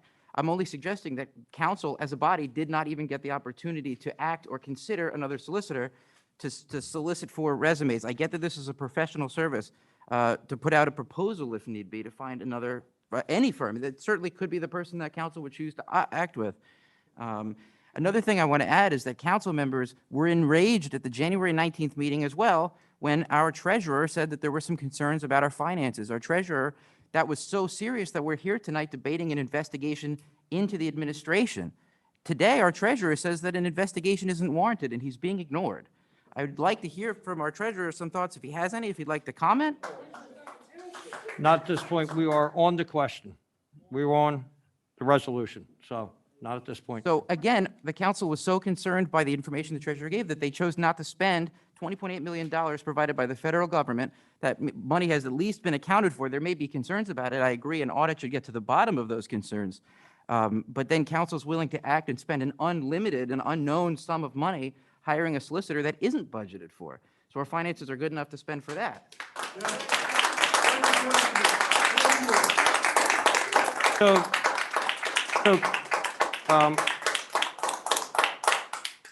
Councilman Heyman, I believe there's a budget line, a line for municipal solicitor in the budget. So Is that for a municipal solicitor that represents this township, as in Kilkenny Law, or is represents that for council or a whatever. special investigation? Well, there's a line item for municipal solicitors, so. How much is that answers line your- item? Excuse me? How much is in the line item? I believe it's $5,000 a month, total of $60,000. $5,000 a No, month? it's How m- much it's does? Total of No, $60,000. Total of $60,000. I'm sorry, I was looking over there, so I will get to Sorry. Vice President Wentz, and would you like to comment on that for clarification? As far as, so when we met to amend the budget, we discussed having a line item specifically under council. Originally talked about $5,000 a month for, which would be $60,000. In the conversation with those of us in the room, everyone decided that it would be better to call it municipal, have the municipal line item for solicitor, and that it would cover a solicitor that would represent the administration, the mayor and administration, as well as council. So I don't remember the exact number of the budgeted amount for a municipal solicitor, but what you were quoting was what we had originally presented. And so that was where my thought was when it came up that we had to hire a solicitor specifically to represent council, that's where the funds would come from, because that's what was the original intent, was that if council had to have its own solicitor, we had originally tried to have that included, but we blended it together. So just wanted to clarify that point. Thank you. I'm going to go back to Councilwoman Blackwell because she wanted to speak, and CEO Ragione, I will get to you as soon as. I'm going to make a motion to table everything, to table this. We have a first and a second on the resolution, so. Doesn't the motion to table take precedence? If I there's, would like to make a motion to table if there's, resolution. if there's a second, Okay. then we consider it. Second, okay. Will we like to have any comments? CIO Ragione, would you like to speak before that table, or we need to take a vote, Solicitor? You're supposed to, once there's a motion. Okay, we'll take, okay. All right, so we'll have a roll Can- call. Can we do a roll call? We'll have a vote? roll call vote on this. So this is a vote to table, which would be yes to table, no to not table, correct? Correct. Yes. Thank you.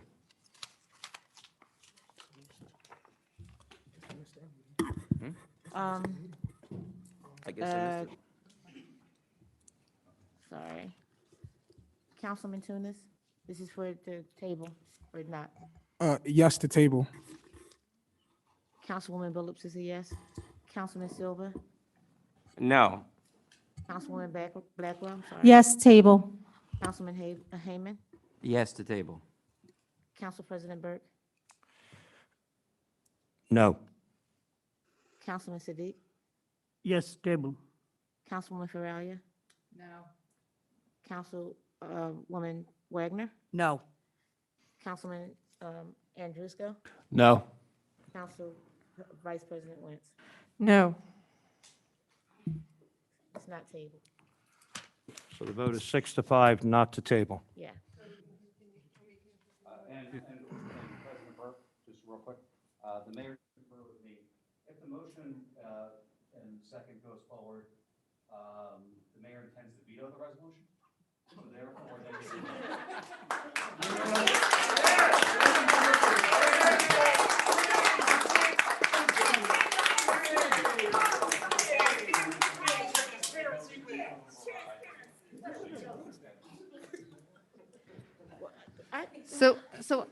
do have a comment Actually, next- on the hold resolution just one on the second. table. Okay, so, you're right. So we'll go to Councilwoman Phillips. Yeah.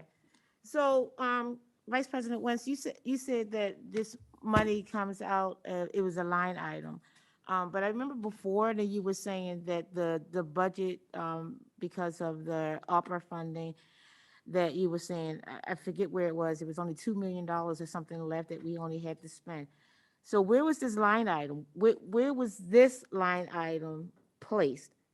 Was it in another funding spot, or was it in the capital budget? Where was this line item? So the 2 million that was remaining at the end of December, Yeah, so that would be a CAO question because that was not within the budget that was set by council. okay. They actually went over the budget that was set by council in 2021. So it did not apply to that.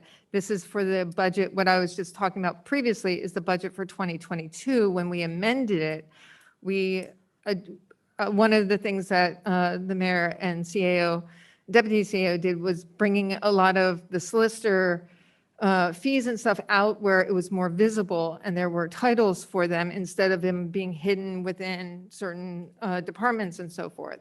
So one of those that we had discussed was for a municipal solicitor that would represent council as well as the administration and mayor. So that specific line item for 2022 is where these funds would come from to cover a solicitor that specifically represented council separate from Kilkenny's firm. So this wasn't a part of the budget that we approved last year for this year? It is 2022 budget. Right, so I'm asking, so I have a very good memory, because I remember you said that since we only had the $2 million that was left from the ARPA funding, so I repeated what you said. That's not what I said. I did not say that at all. $2 million is left over at the end of the year. Okay, so December. where is this money coming from?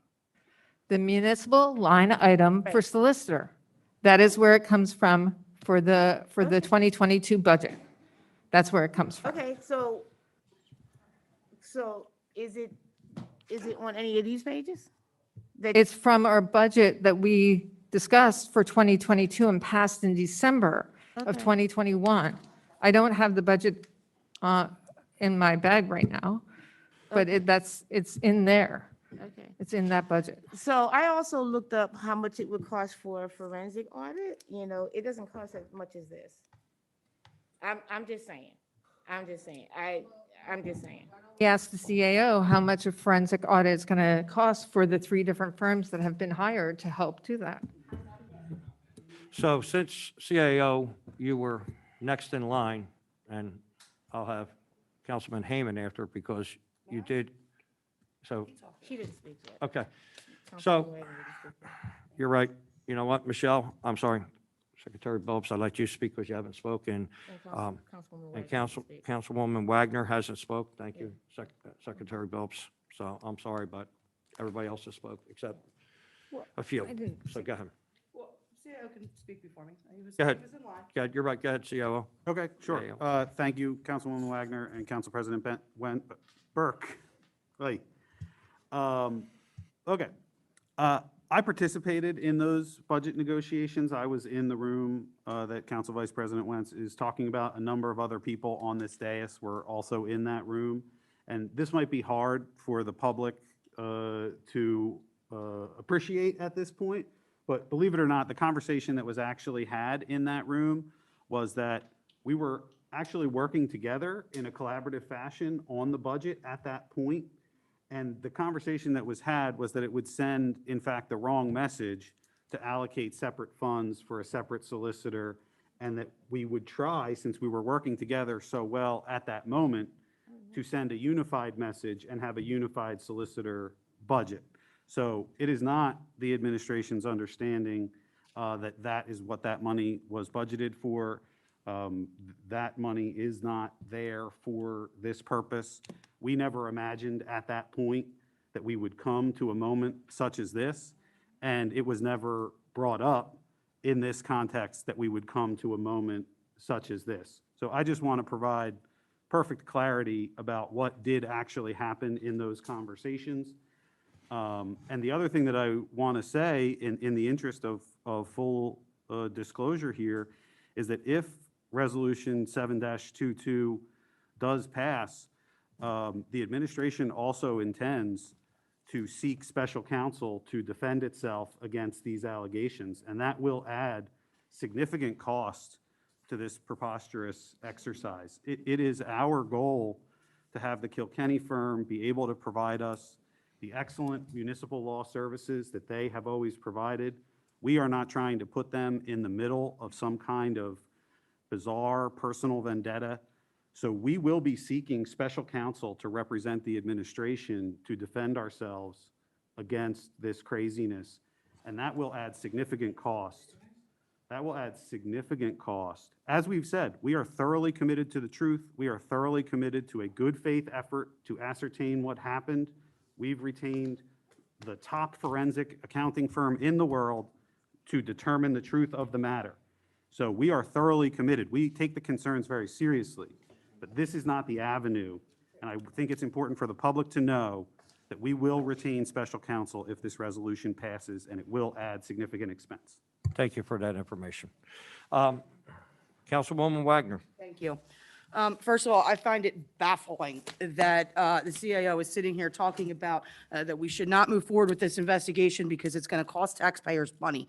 I find that baffling because under your administration, we had problems even getting the aqua bill paid at the police department. So I'll start with that.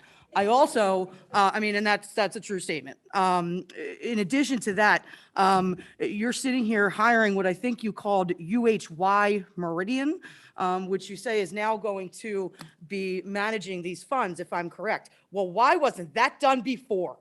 Because these funds were, in my opinion, because now you're doing this, now it's out in front of the public, and now you're doing this with your administration, it says to me, you know there's a problem. And you knew you couldn't handle it to begin with. And that's why the investigation is important. Council has called for it. We represent the citizens of this township, and they deserve to know where their money has gone. And, I also find it awful that we are now sitting up here again talking about this resolution, and Mr. Kilkenny is advising the mayor, and council is now without legal representation. Frankly, Mayor, I'm going to ask you, you said at the last meeting that frankly, your administration, and I'm going to quote you, has nothing to hide. So the fact that you are going to veto this investigation when it is the full power of the council to do it is deplorable. And you owe it to these residents to show that you have nothing to hide. You instead went and hired your own, firms to take care of this after you specifically told President Burke that council would be involved in those investigations. Frankly, I think it's deplorable that you're going to do that. Well, I'd like to respond if I could. No? I'm going to call the order. You mean the question? The question. Yes, call the question. You have a call to question?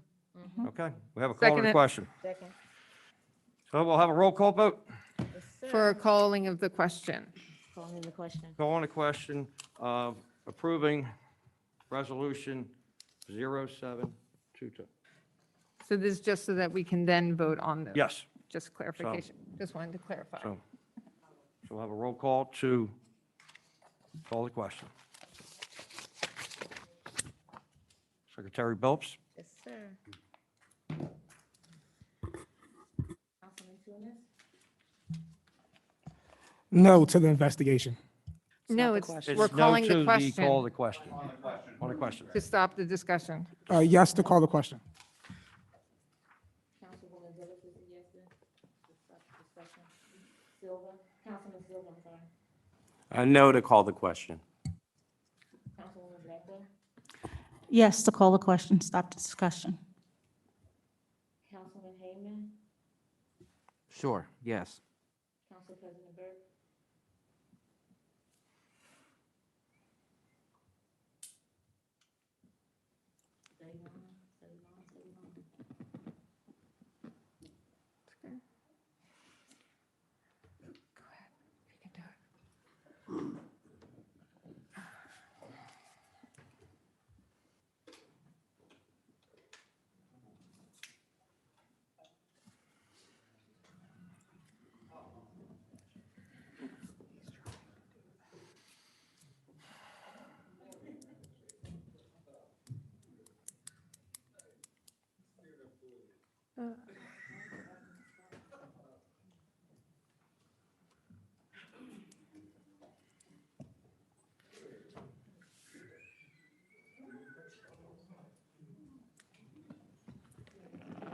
Take it. Councilman Siddiq, Yes. Councilwoman Faralia. Yes. Councilwoman Wagner, Yes. Councilman Andrusko, Yes. Vice President Wentz, Yes. and Council President Burke. Yes. Okay. It's 1, 2, 3, 4, 5, 6, 7, 8, 9, 10 to 1 to Call the question. So can we get a roll call for the Can I get a roll ordinance- call for the resolution? Resolution 0722 to be in favor? To approve it, yes.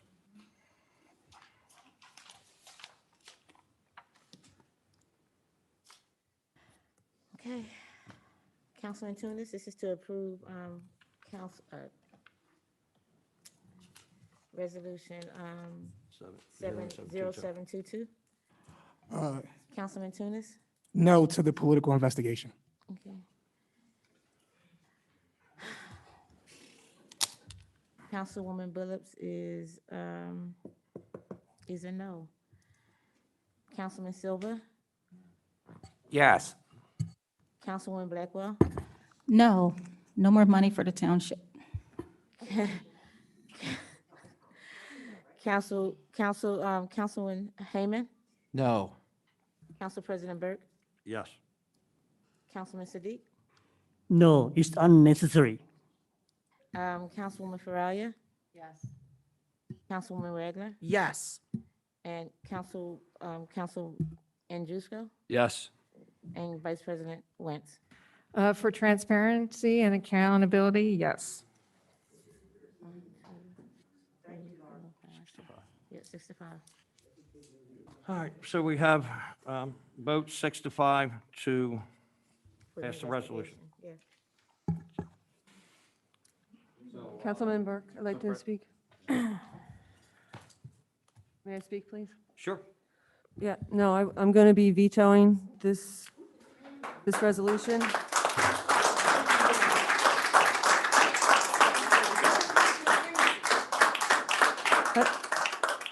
Yes, we're having an independent third-party firm come in and conduct an investigation as to what happened in the finance department. And what this competing personal partisan investigation, I don't support. So I'm vetoing it. How is it a partisan when it's 3 Democrats and 3 Republicans? How is that partisan?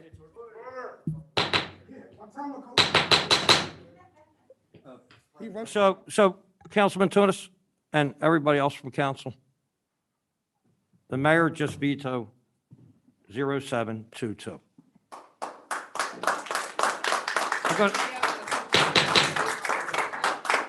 So Councilwoman Farrelly, would you like to speak? Yeah, I do. Go ahead. Because so you vetoed this, I'm assuming you're going to veto a solicitor to protect us, right?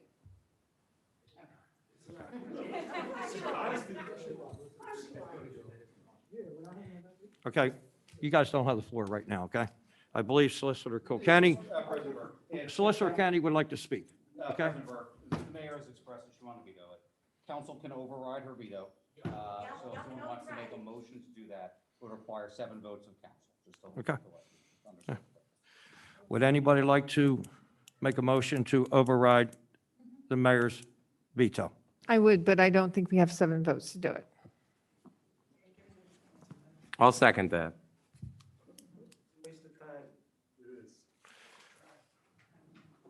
Set council meeting, please. Thank you. So we have a first and a second on the override. So Secretary Billups? Oh, I'm sorry. Can I speak? Yes, sure, absolutely. Yes, so 10 days ago, the mayor told us that there's nothing to hide. This this investigation is going to cost $7,500. It seems like, doesn't seem $7,500 is through the letter of intent. Excuse me, I'm Council, sorry. Councilman Heyman, I didn't interrupt you. Councilman Silva has Thanks. the floor, please. Enough, enough. It doesn't seem like it's much to me that something that, if there is malfeasance, if there's an issue, if there's a concern, for the taxpayers, like, I don't think $7,500 is a lot to ask. And maybe that's just me, but at the same time too, and if there is nothing to hide, then there's nothing to hide. I don't understand. I'm confused. I've heard the concerns on both sides on this issue. Let's put this behind us. Let's move forward. How long will the audit take? How much time are we going to invest in that? How much is that going to cost? This could be handled quickly. This could be resolved soon, and we could move on. It would settle the concerns that the council has. It would settle our concerns with the administration, and we could all move forward. I mean, I'm with you. I get it. It's a question like, what is going on up here? And it looks like a circus, and I agree. But, we call the press in, we release documents to Facebook, we do all these different things. And we keep talking about this personal vendetta, and I would love to know more about it. Perhaps you can direct me to the novel where it's in, but I mean, and this isn't really political. Like, I mean, I ran against Councilwoman Faralia. She beat me fair and square. This isn't politics. I mean, you keep saying it's politics, like you brush it off. This is political. This is a political office. So, I mean, it's not a dirty word. It is not. So what we have to do, we are up here with a responsibility to the residents of this township. The mayor herself said 10 days ago, she has nothing to hide. I urge all of my fellow council members to vote yes on this. Let's put this behind us. Let's move forward.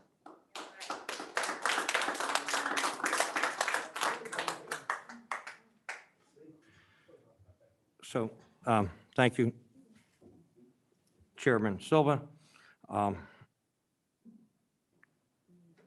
Yep, I got it. Councilman Heyman, you would like to speak. Councilman Silva, maybe it's not partisan. You can choose whatever word you want. It's ridiculous. So, it's unprecedented. I don't know of any other instance that this council has voted to invoke Section 314 of the Home Rule Charter. I do know that Section 315 of the Home Rule Charter next door allows us to hire an auditor. I don't know why we're not looking at that. We had 4 years ago, when a resident came in here and mentioned this, someone steal over $200,000 from this township, and council did not seek an investigation. This is unprecedented in the history of our township. Townships that have this don't do it. This is based on a big lie, just like what's going on in DC right now. It's ridiculous and false statements from council members in the news, and it's why I suggested a resolution that we'll discuss under new business to investigate the motives of the people who brought this forward, or some of those people. So, Councilman Heyman. Councilman Heyman, can you recite 315 for me, please? Please, recite it for me, please. And Solicitor, do you know what 315 is? Yes. Okay. I'm sorry, Council President Burke, if I may, the question was directed at me, if I could respond. Sure, absolutely. After that, Sure. Councilman, you I'm can sorry recite you feel 315 that afterwards. that portion of the Home Rule Charter is ridiculous, but clearly the people that created the founding charter for this township thought it was important, and that's The why it's people who here. created the founding charter for this township. I'm sorry. Councilman I mean, Heyman, he's not done. Please. no, I let am you done. talk. That's really my response is that they put that in there for a reason. And I think that this is one of the possible reasons. Okay.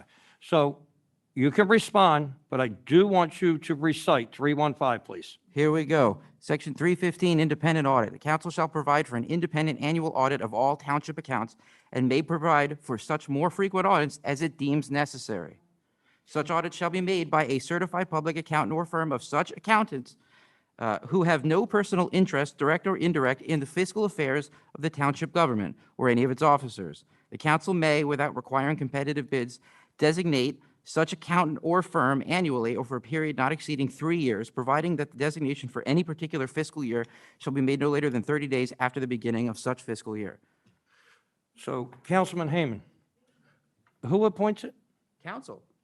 Why Who- aren't we doing it? Hold on. What happened in the mayor's speech? Who appointed it?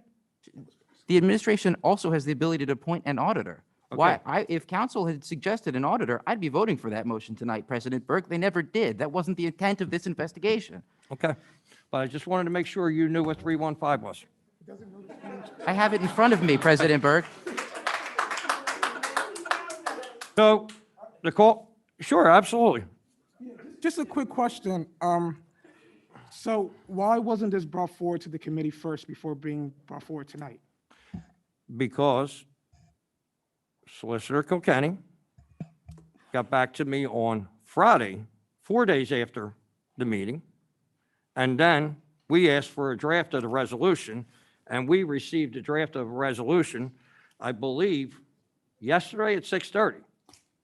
So with the advice that he had a conflict of interest in a letter, and to receive yesterday, we did our best ability to do what we had to do.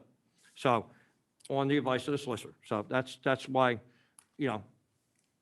I did, and the finance committee, this really came out of the finance committee, because we were talking about the ARPA fund, so.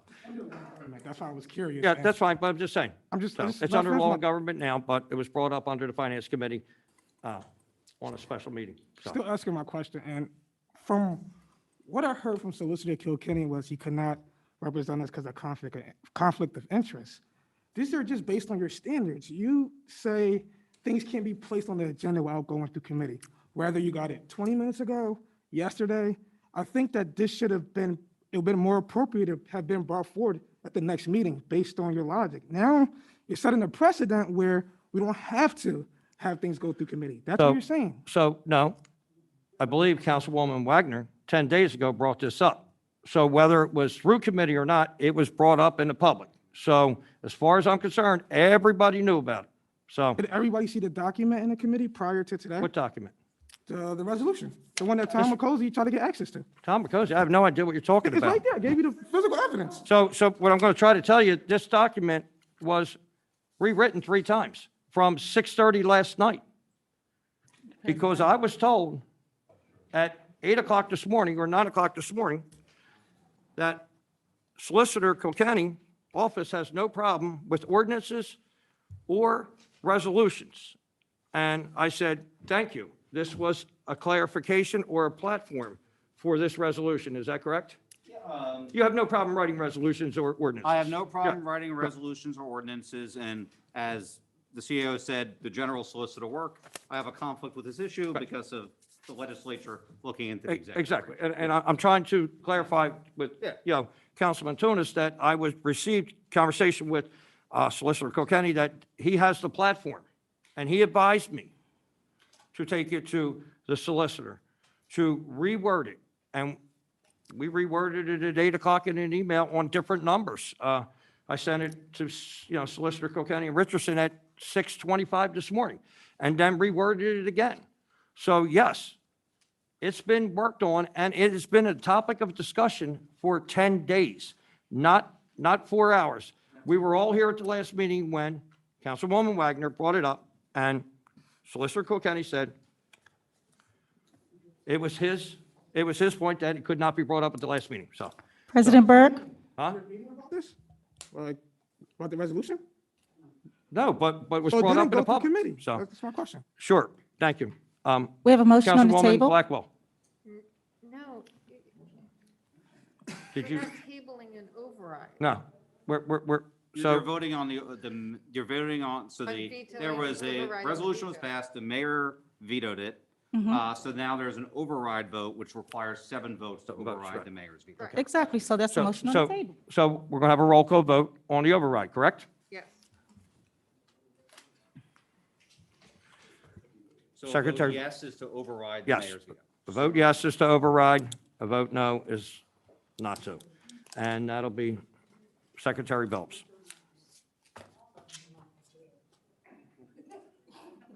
Okay. Yes to override, no, not to override, correct? Yes. Okay. Councilman Tunis, No to override. Councilwoman Billups is a no. Councilman Silva, Yes. Councilwoman Blackwell, No to override. Councilman Heyman, No. Council President Burke, Yes. Councilman Siddiq, No. Councilwoman Feralia. Yes. Councilwoman Wagner, Yes. Councilman Andrusko, Yes. Vice President Wentz. Yes. So no to override. Because it's still 6-5. Yep. No, we didn't get 7 votes. Okay. So we will proceed with Resolution 0822. Nope.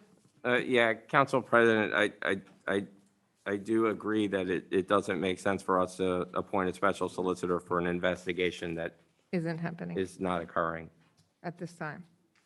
Then if that's the case, I would suggest a motion to table if that's what you want to do. Well, So moved. So Councilman Silva, Yes? would you like to make a motion to table? I according to the believe select- Councilwoman Blackwell did. I'll second the Okay. motion for the sake We of, have a motion to Resolution 0822 to table. Roll call.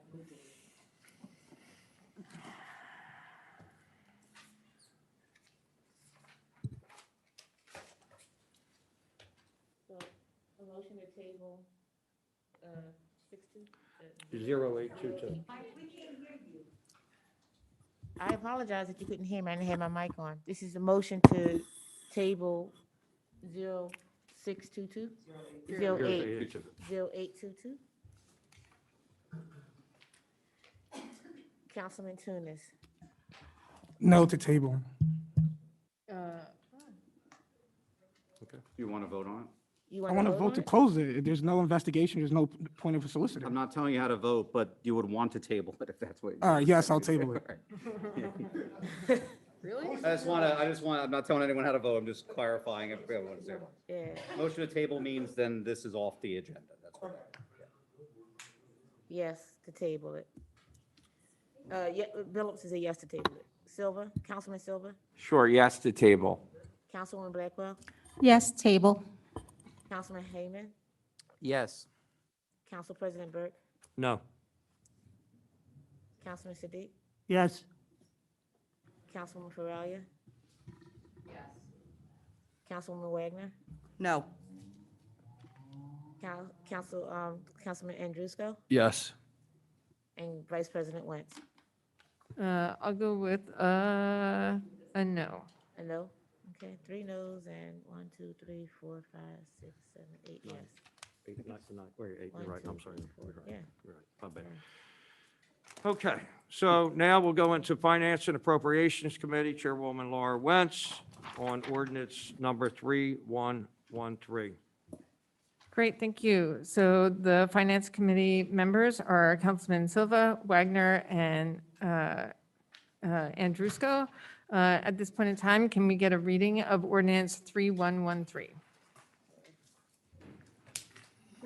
Thank you. Just for clarification, this is an accompanying fee resolution for an ordinance that was passed last council session.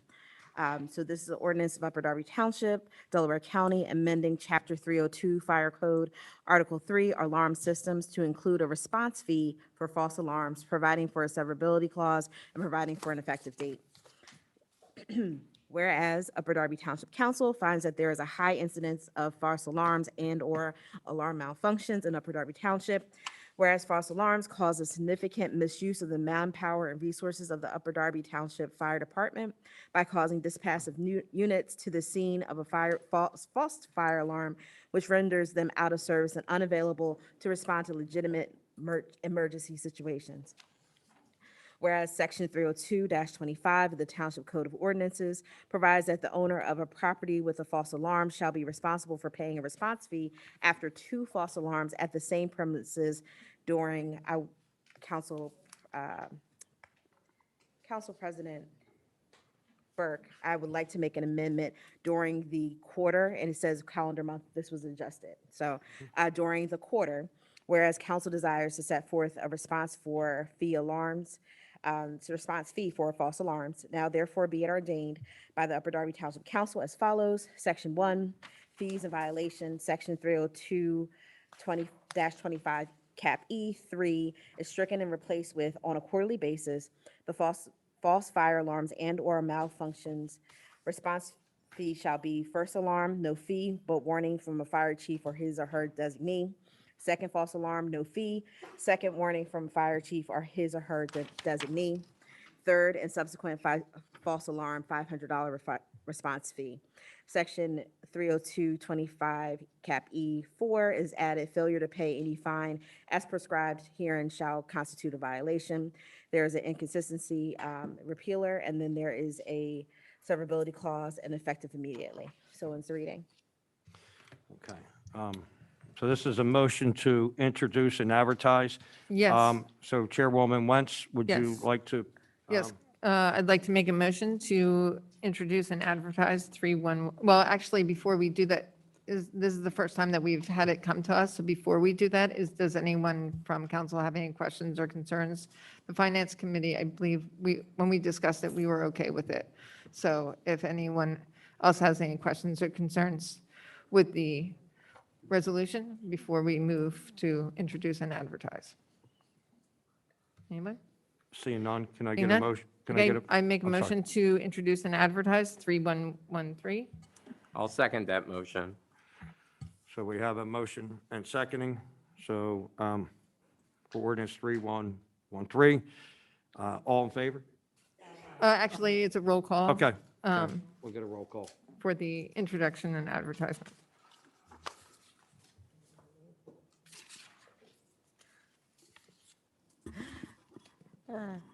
Councilman Tunis, Tunis? I didn't hear you, I'm sorry. Yes. Councilwoman Billups is a yes. Councilman Silva, Yes. Councilwoman Blackwell, Yes. Councilman Heyman, Yes. Council President Burke, Yes. Councilman Siddiq, Yes. Councilwoman Faralia, Councilwoman Wagner, Yes. Councilman Andrusco, Yes. Vice President Wentz. Yes. It's 11. 11-0. Yeah. Thank you.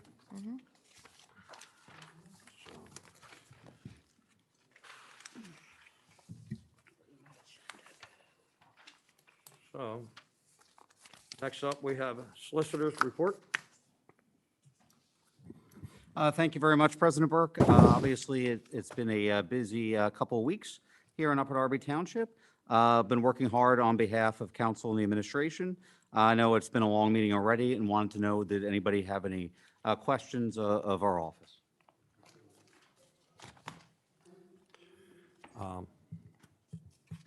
Doesn't look like anybody have any questions. I would like to thank Solicitor Richardson and Kilkenny. Some of us get up at 5 o'clock in the morning and send texts, and some stay at 11:30 or 12 o'clock and send emails, so thank you. So, Councilman Silva, would you like to say something? Oh, no, I just wanted to thank Solicitor Richardson as well for her help with the, with Resolution 522 and 622. So, thank you. You're welcome.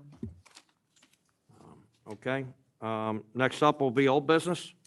I have some old business. Some old business? Yeah. Sure. Councilwoman Wagner? Old business from tonight. Frankly, I want to put on the record that I am an attorney.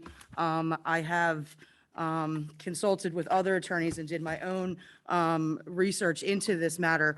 I think I was incorrectly advised by Solicitor Kilkenny at the emergency meeting that I could not call for Section 314 because it was not on the agenda. I think that was incorrect. I also think it was incorrect that it was forced to be put on an agenda, and it was forced to be put on an agenda in the form of a resolution.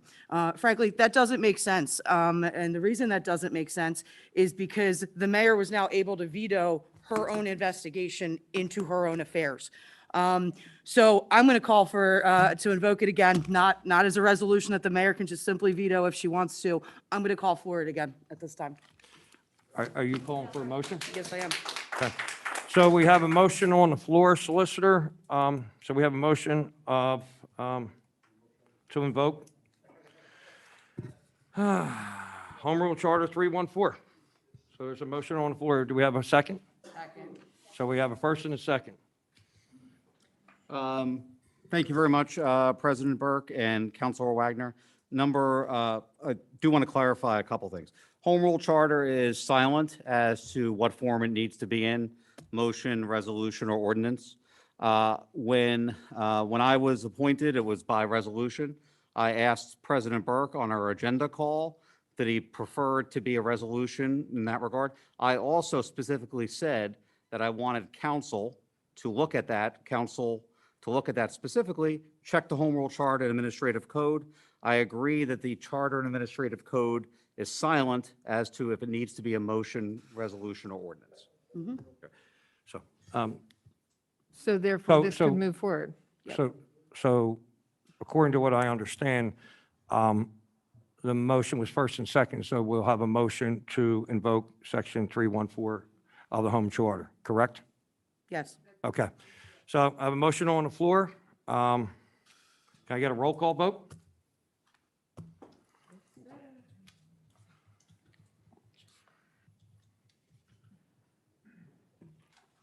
I believe you can choose to recognize them or not. The Uh, CAO. um, You know what? I'm sorry. I was looking there and did not look that way, so my apologies. No problem. Thank you.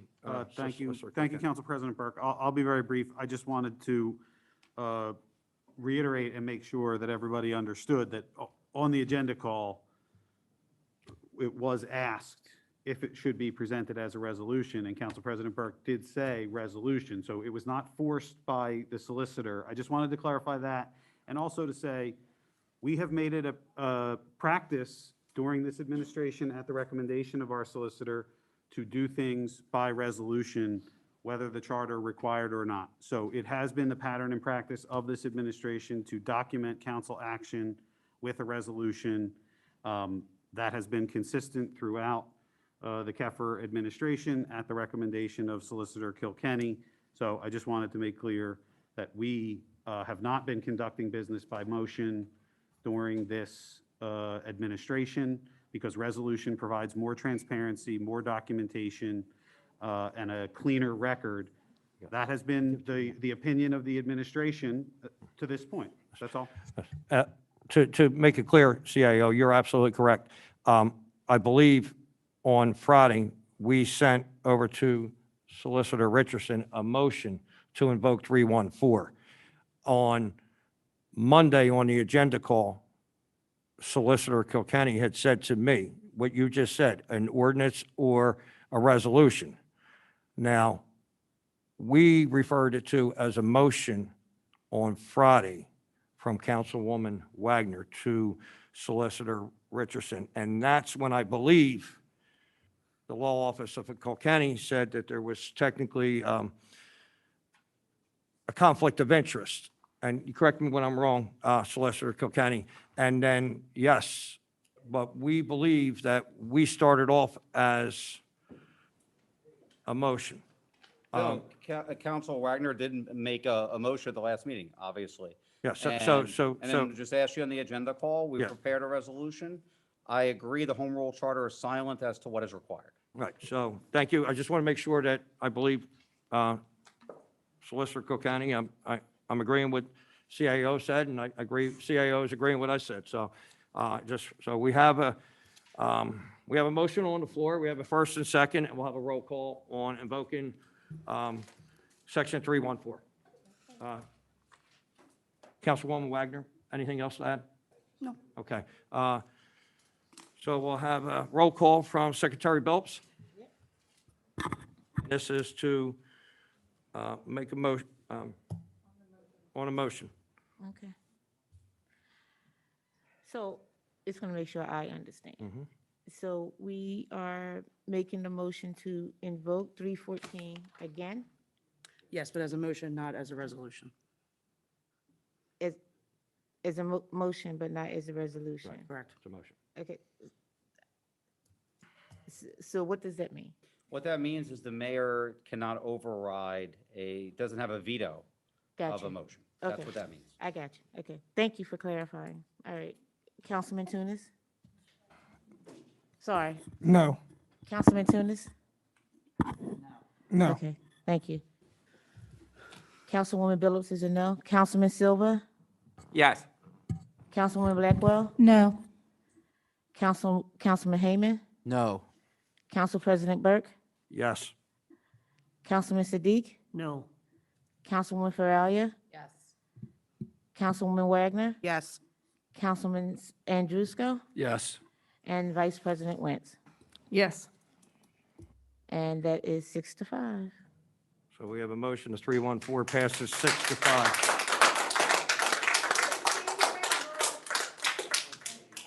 So, any other old business, and that would be, okay, so I will. Thank you. I will acknowledge you. Councilman Tunis, I don't think I've never not acknowledged you, so it'll be Councilman Tunis first, and then Councilwoman Wentz. Yeah, so we had a lot of discussion about a lot of things tonight. In the last full council meeting, we tabled ordinance number 311, the amended version, and I would like to make a motion to pass ordinance number 311 tonight, freeing the ARPA funds. Can I have a second? I'll second that. Councilor don't think Tunis, you can. It was not on the agenda, so what you can do is you can make a motion to put it on the next agenda. if you I would like to choose. make a motion for it to be on the next agenda. I'll second that motion. Yep. I guess a roll call on that one too, huh? Is it a roll call for that one too? It's a lot of roll calls Yeah, tonight. whatever. yeah. Okay. Got some extra paper there, I was gonna say. A motion of 311. Yeah. So you had first and second, and you would like to have 311 to be put on On the agenda on on the March agenda 2nd. Yeah. On for 2nd. March 16th. 311. No. I'm sorry. Just to Yes, clarify. March 16th, hold on. March 2nd is the committee meeting, March 16th is the council meeting. So it'll be put, the motion is to be put on March 16th.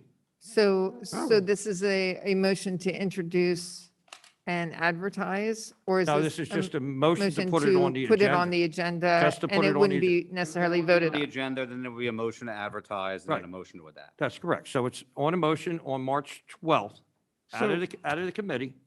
I mean, you can correct me wrong, so it can go to the committee now, and it'll come out of the committee on March 2nd. That's our date. So you're making a motion to put it on the agenda, am I correct? Yeah, I just want to clarify. So if we make this motion, it would be on the committee meetings, will be voted on to be advertised for the next meeting. Is that- Yeah, it would be on the agenda for agenda. that purpose. For the March 2nd meeting, and then voted on to be advertised for the And then, March. yes. Yeah, I just want to get clarification. Yeah, I was jumping on the 16th because that's all. Anybody got an answer? I do. I do. Okay, so we have a motion, to make ordinance 311, correct? I think it's 3111. 3111, I'm sorry, to free the be put funds. on the agenda of March 2nd to come out of the Finance Committee, correct? Okay. We'll do another roll call on 3111. Secretary Billups? Councilman Tunis? Yes. Councilwoman Billups is a yes? Councilman Silva? No. Councilwoman Blackwell? Yes. Councilman Hayman? Yes. Council President Burke? No. Councilman Siddiq, Yes. Councilwoman Faralia, Yes. Councilwoman Wagner, No. Councilman Andrewsko, Yes. and Vice President Wentz. No. Yeah, 7-4. So it will be put on the agenda for March 2nd. Right. Okay, You so, guys are getting an investigation. so, I don't get it. You're getting an investigation. Why vote no? I'm sorry. I'm sorry. Maybe Thank we you. want time If for I the may. investigation. so, Excuse You me, know what? Ca- It was a rhetorical question. It was a rhetorical then question. don't You don't have ask to it. answer. You don't have to answer. so, Councilwoman Wentz, go ahead. Yes, I'd like to make a motion to untable Resolution 0822. Now that the 314 has passed, we will need special counsel for a special solicitor for the council. So I have make a a motion motion to on the floor? untable. Do I have a second? Second. Do I have a motion and second to table, Untable. untable 0822? Is that correct, Councilwoman Correct. Wentz? That is correct. Okay, so No, it's a motion. we will have another roll call. Secretary Billups. This is to untable 0822. So it's a yes to untable and a no to leave it tabled, just for Yes clarification. to untable. Yep, I got you. Go ahead. Councilman Tunis, No. Councilwoman Billups is a no. Councilman Silver, Yes. Councilwoman Blackwell, No. Councilman Heyman, No. Council President Burke, Yes. Councilman Siddiq, No. Councilwoman Faralia, Yes. Councilwoman Wagner, Yes. Councilman Andrewsko, Yes. Vice President Wentz. Yes. 6-5. So I'd like to make a motion to approve Resolution 0822. Second. So now we have a motion to approve resolution President Burke, Go ahead. and I understand the difficult, it should just be a motion to appoint special counsel. Correct. That's it. Okay. Okay, You go don't ahead. wanna Thank you. vote again on the res- Go or else we'll be back. go ahead. Thank you for that clarification. Thank you for the clarification. I believe Vice it's- President Wentz? Okay, just give me a sec, go ahead. Yes, no, I just, thank you for that clarification for the appointment of So, Law Office of Mark Munch Esquire. so are we making a motion on it? We just made that motion. Okay, all right. And I made it, and Councilwoman Farrelly seconded. Okay, so we have a motion on the floor, No, should be. first and second it. Yes. So we'll have a roll call on, you have a question? I'm sorry, go ahead. Yeah, and Councilman Tunis, and then COO Rangione, and then. are we going to like get like options, or you guys already chose your solicitor that or some people of the committee never had a chance to even oversee? So my question is, how are you going to determine this? Are you just going to use the solicitor you've already chosen between the 3, 4, They 5 already did. people? He's already we- chosen. They yeah. already, I'm they just already asking, I'm voted. asking the council Yeah, president. He's already. already his term chosen, is yes. already- So you've already chosen Yep. a solicitor Yes, Yep. without entire council? No. yes. Yep. All right, just wanted to understand. Yep, thank you. Already chosen. Okay, Already chosen. Well, the good thing is, I know Chris. He was Okay. just here. so Oh, I just messed up. CAO Rangione, Sure. I'm Thank sorry you. that I'm going through council first, but No, I understand. try to, Yeah, I appreciate it. Thank you, Council President. Just as a point of clarification, it's not entirely clear to me under the Home Rule Charter that council has the power to sign an engagement letter with a service provider like this. The mayor, and I'm simply asking a procedural question. could everybody let CAO Rangione speak, please? I appreciate it, so we all can hear him. So in the Home Rule Charter, and I'm asking the question, I'm putting the question out there to the solicitor, I suppose. The mayor is the head of the governing body and given the sole authority to enter into contracts and agreements on behalf of the township. So I just want to make sure, that's not to say that that's not possible in this case, but I'm not 100% certain that the authority to enter into this engagement is there in the Home Rule Charter. It's just a question. It's a valid question, and thank you for the question. And Councilwoman Wagner? Mr. Angiani, it was the solicitor himself who told us to get us our own, to get our own counsel. And just Right, to be but he clear, didn't- we didn't sign an engagement letter. Mr. Much's office sent over an engagement letter. We didn't sign one ourselves. But it was at the advice of the solicitor for Upper Darby Township that we get our own.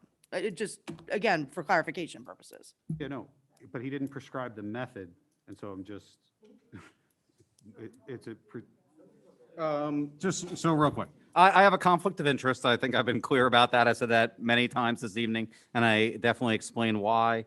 You're right in the sense that the Home Rule Charter did not contemplate this, where the solicitor had a conflict of interest and council then went and got their own counsel. I do, it doesn't necessarily say anywhere in the Home Rule Charter. I do think, if challenged or if we went to a court proceeding, which of course we would never want to go to a court proceeding over something like this, I would think that counsel would have to be provided the ability to have their own counsel when there is a conflict of interest. So that's my legal opinion. Yeah, and I appreciate, as we said, Councilman Silva and myself, the time that you've gotten everything back to us. So, and I appreciate the comments of CAO Rangione and, Councilwoman Wagner. And I think we're at where we're at, and we're going to move forward unless anybody else has anything else to say about resolutions and motions. So, Quick question. sure. Just going to ask you again on the record. So moving forward, we have a resolution that does not need to go through committee. If we get it the day before, I'm just trying for clarity because it's not consistent. So I just want to make sure I'm following. Or if there's different rules for different people, it'll be easy to just let me know. Moving forward, it has to be on the agenda. And it was on the agenda and spoken 10 days prior to tonight's meeting. It didn't So- go through committee. That's your Excuse- rules. It shouldn't have been a resolution, as the solicitor said. So I think we've asked and answered all our questions. So thank you very much, but I think we've asked and answered all our questions. Any old business? I'm sorry. So we're going to vote on the motion to appoint law officer, yeah, go ahead. Go ahead. To appoint the law office of Mark Munch Esquire for special counsel special solicitor for For council. counsel in this investigation, 314. So it'll be a yes vote to Appoint. appoint the law office of Mark Munch, and it'll be a no vote not to appoint. So we'll have a roll call. Working hard tonight. You're getting your big, whatever, Feather. $100-something. Oh, man. So, Councilman Tunis, No. Councilwoman Phillips is a no. Councilman Silva, Yes. Councilwoman Blackwell, No? Councilman Hayman, No. Council President Burke, Yes. Councilman Siddiq, No. Councilwoman Faralia, Yes. Councilwoman Wagner, Yes. Councilman Andrusko. Yes. And Council Vice President Wentz. Yes. 6-5. 6-5, thank you, Secretary Belps. So we'll move on to any other old business. Councilwoman Blackwell? Well, I just want to remind everyone that our health fair is going to be on May 14th. Our job fair is going to be on May 21st. And we're going to initiate cleanups throughout Upper Darby, starting on April the 22nd. This is based on the mayor's initiative to clean up Upper Darby. Also, on February the 27th is a cleanup as well. That's going to be posted on the website. Yeah. So, and I just want to say that the health fair is going to be, it's a mental health awareness day.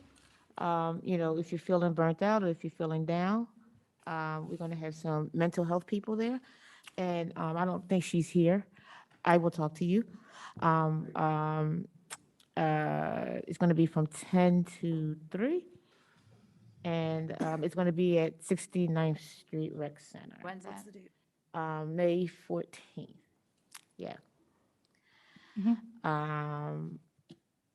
Yeah, it's going to be May 14th, and I'll meet with you.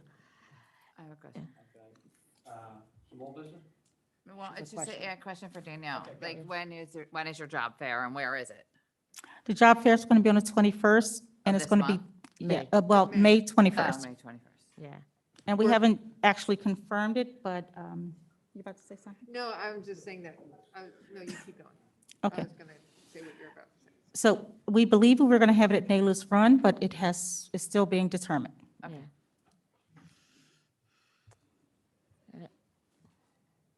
Anyone interested in doing a cleanup, please, you're going to see information on the website. Please participate. It's a lot of us here, so that would be great. Also, regarding Westchester Pike, thankfully, it was stated that that is a state road. That is part of my district, the 4th District, so that is not within our jurisdiction. So just to let you know. How do you become part of the job fair? So what? Danielle, Mr. Taylor, I'll have Councilwoman Blackwell speak to you after the meeting, so I appreciate it. So anybody else want old business? Well, I don't know. Oh, yeah, I don't know if this is old business or not, but I will mention it. Some of you may know I sit on a committee for Delco's the Reentry Coalition, and I actually met with.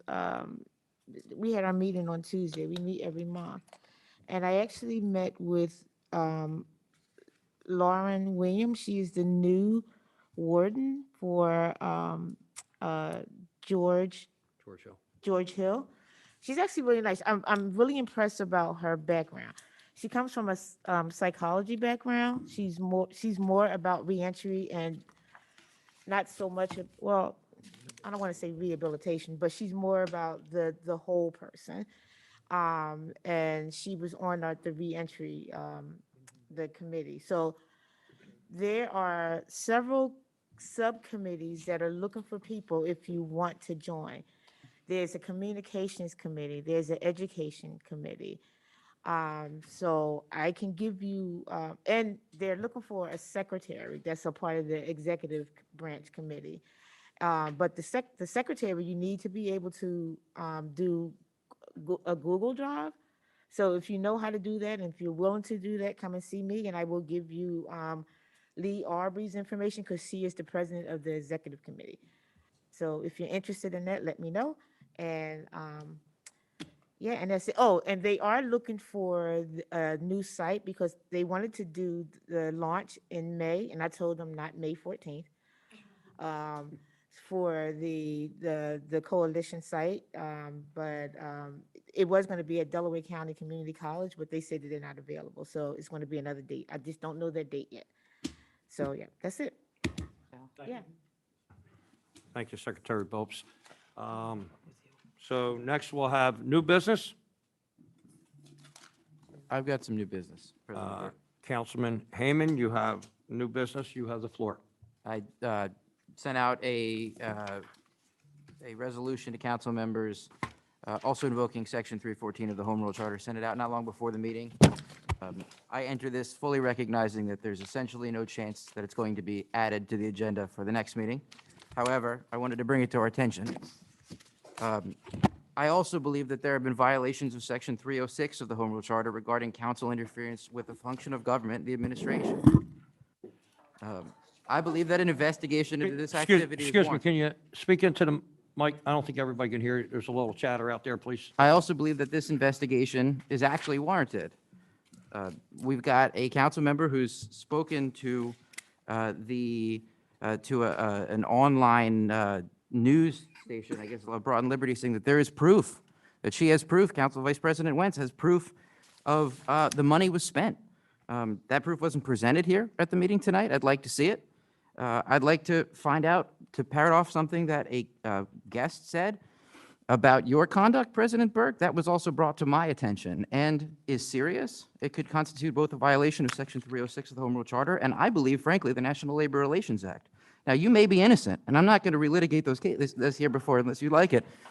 But like some council members here said tonight, if you're innocent, we'll get to the bottom of it. Correct. So I'd Thank like you. to make a motion to add this to the agenda. Second. Okay, so we have a motion first and second it. And what is the resolution? This is Resolution 09-22. 09, Would our solicitor like to do a reading of that resolution? no, it's not on agenda, so I don't think we'll have a reading. I have to find it first, so. I have it, sorry. So So it's a motion to place it on the agenda. it's a motion to. Motion to place this on the To place on the agenda, and this will come under Law and Government, I believe. Chairman Silva? I suppose it would. Okay. It sounds like something that I guess would. Okay. So I guess we'll have a roll call vote to put it on the agenda, Solicitor? Yes, that would be. Okay. So we will have. Can we have a discussion, President Burke, or no? Wait, would you like a discussion? Sure, go ahead. Yeah, it's not the definition of filibuster. However, from what I'm seeing here, the resolution number 922, these are things that are in place to protect each side of government. If these allegations are true, I think it's very forthcoming that we look into this, right? We already are investigating our finances and things like that. I think we should look into the conduct of our council leadership. I would also ask, since we're voting on something that affects one council member, I would ask for that council member to abstain themselves. Because you just said the mayor's going to veto something and you guys made a motion. I think it's only fair we set the same precedent where we vote on this and the council member that this is directed to should abstain himself. That's just all I'm saying. We're just voting on to put it on the agenda. We're not voting on the resolution. Am I Yeah, correct? but So You're it's- voting to place it on the agenda. That's all. So, and I believe, you can vote against it. It won't be on the well, agenda. I can vote against it, but I also believe that president sets the agenda, no matter what, whether it comes in or out of the committee. And the committee, it will come out of because you're asking to put it on the committee meeting of March 2nd. So as other resolutions and ordinances in the last 2 years that have not come out of committee, especially some fees that we've marked up, asking for information from L&I, set, for about 4 months. You even made that comment, Councilman Tunis, about some ordinances that we asked for clarification that never came out of the committee. So there's no reason for anybody not to vote on this. This is just asking for this to be on the agenda. This is not a vote whether the resolution will pass or not. This That's my will point. be on the agenda. That's my So, point. Councilman Burke? Yes. I'm sorry. So I'm a little confused. You're saying that people shouldn't vote if this affects them, but this says Upper Darby Township council members. It doesn't name anyone. Perhaps should we all abstain? I'm a little confused. That's not what I'm saying. What I'm saying is Councilman Heyman referenced Councilman Burke's actions, right? And we can check with the solicitor if we have to put the But specific. that's not in here. Sir, I'm talking. I'll let you talk. It's my turn. Oh, I'm sorry. Thank you. Absolutely. One of the kindest things you've done. Yeah. So if he was referenced, and we can check with the solicitor if we have to put the specific, and we can do that if President Burke allows us, to put on the agenda. My thing is if he's voting for it not to be on the agenda, why won't the public just think he's voting against putting an investigation on the agenda when he has the power to do so? Can I say something, President Burke? I believe you mentioned 2 council people. I believe Councilman Heyman that's bringing this resolution 0922 mentioned 2 council people. You're referring to myself, Councilman Tunis. So whether or not I vote or don't vote, is not the point here. The point of it is we're asking, Councilman Heyman is asking for it to be on the agenda.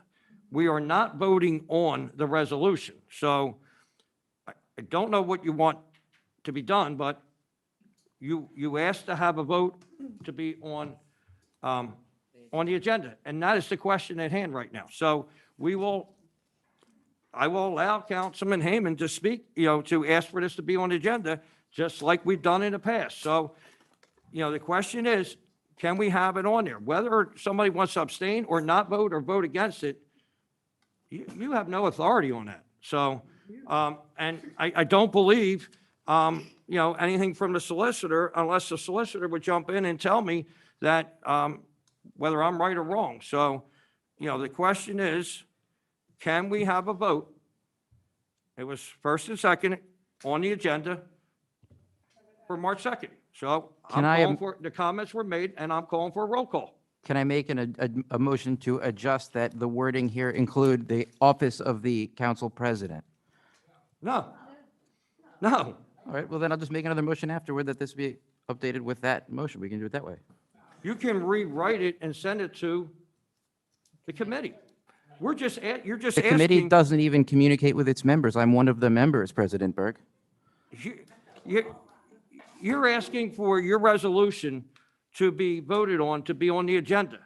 Sure. That resolution can be changed, just like the resolutions today were changed from 6 o'clock last night till 6 o'clock this morning till 3 o'clock today. Am I correct? Okay, so you were asking for us to vote on something that was in our package. So we are going to vote on this, unless the solicitor tells me I'm wrong. But we are voting on this. If it goes to the agenda, then you can change the resolution wording as per we changed the resolution 3 times in less than 16 hours. So, Council President Burke, may Go I? ahead.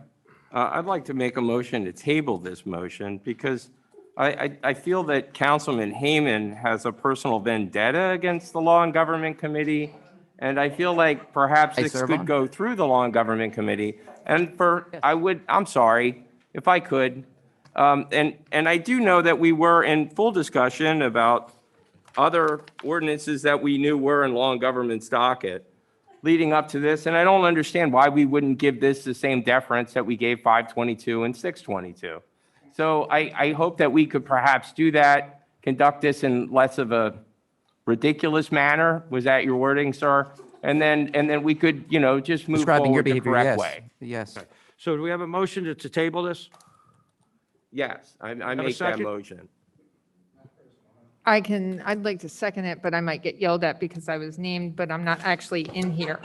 So can I second? Yes, you it? can second. it. Okay, I'm going to Okay, second so it. we have a motion to table Councilman Heyman's resolution to put on the agenda. So we will have a roll call to table it. Yeah. And this is a motion to put on the agenda, correct? Yep. So, to table it. It's a motion to table, Counselor Heyman's motion to put the Yes. resolution on the agenda. Yes. So it's a motion to table. He can bring it up in law and government another time, or it's a motion to table When we ever have a meeting, sure. when you have a meeting. So, Someday. Secretary Belps?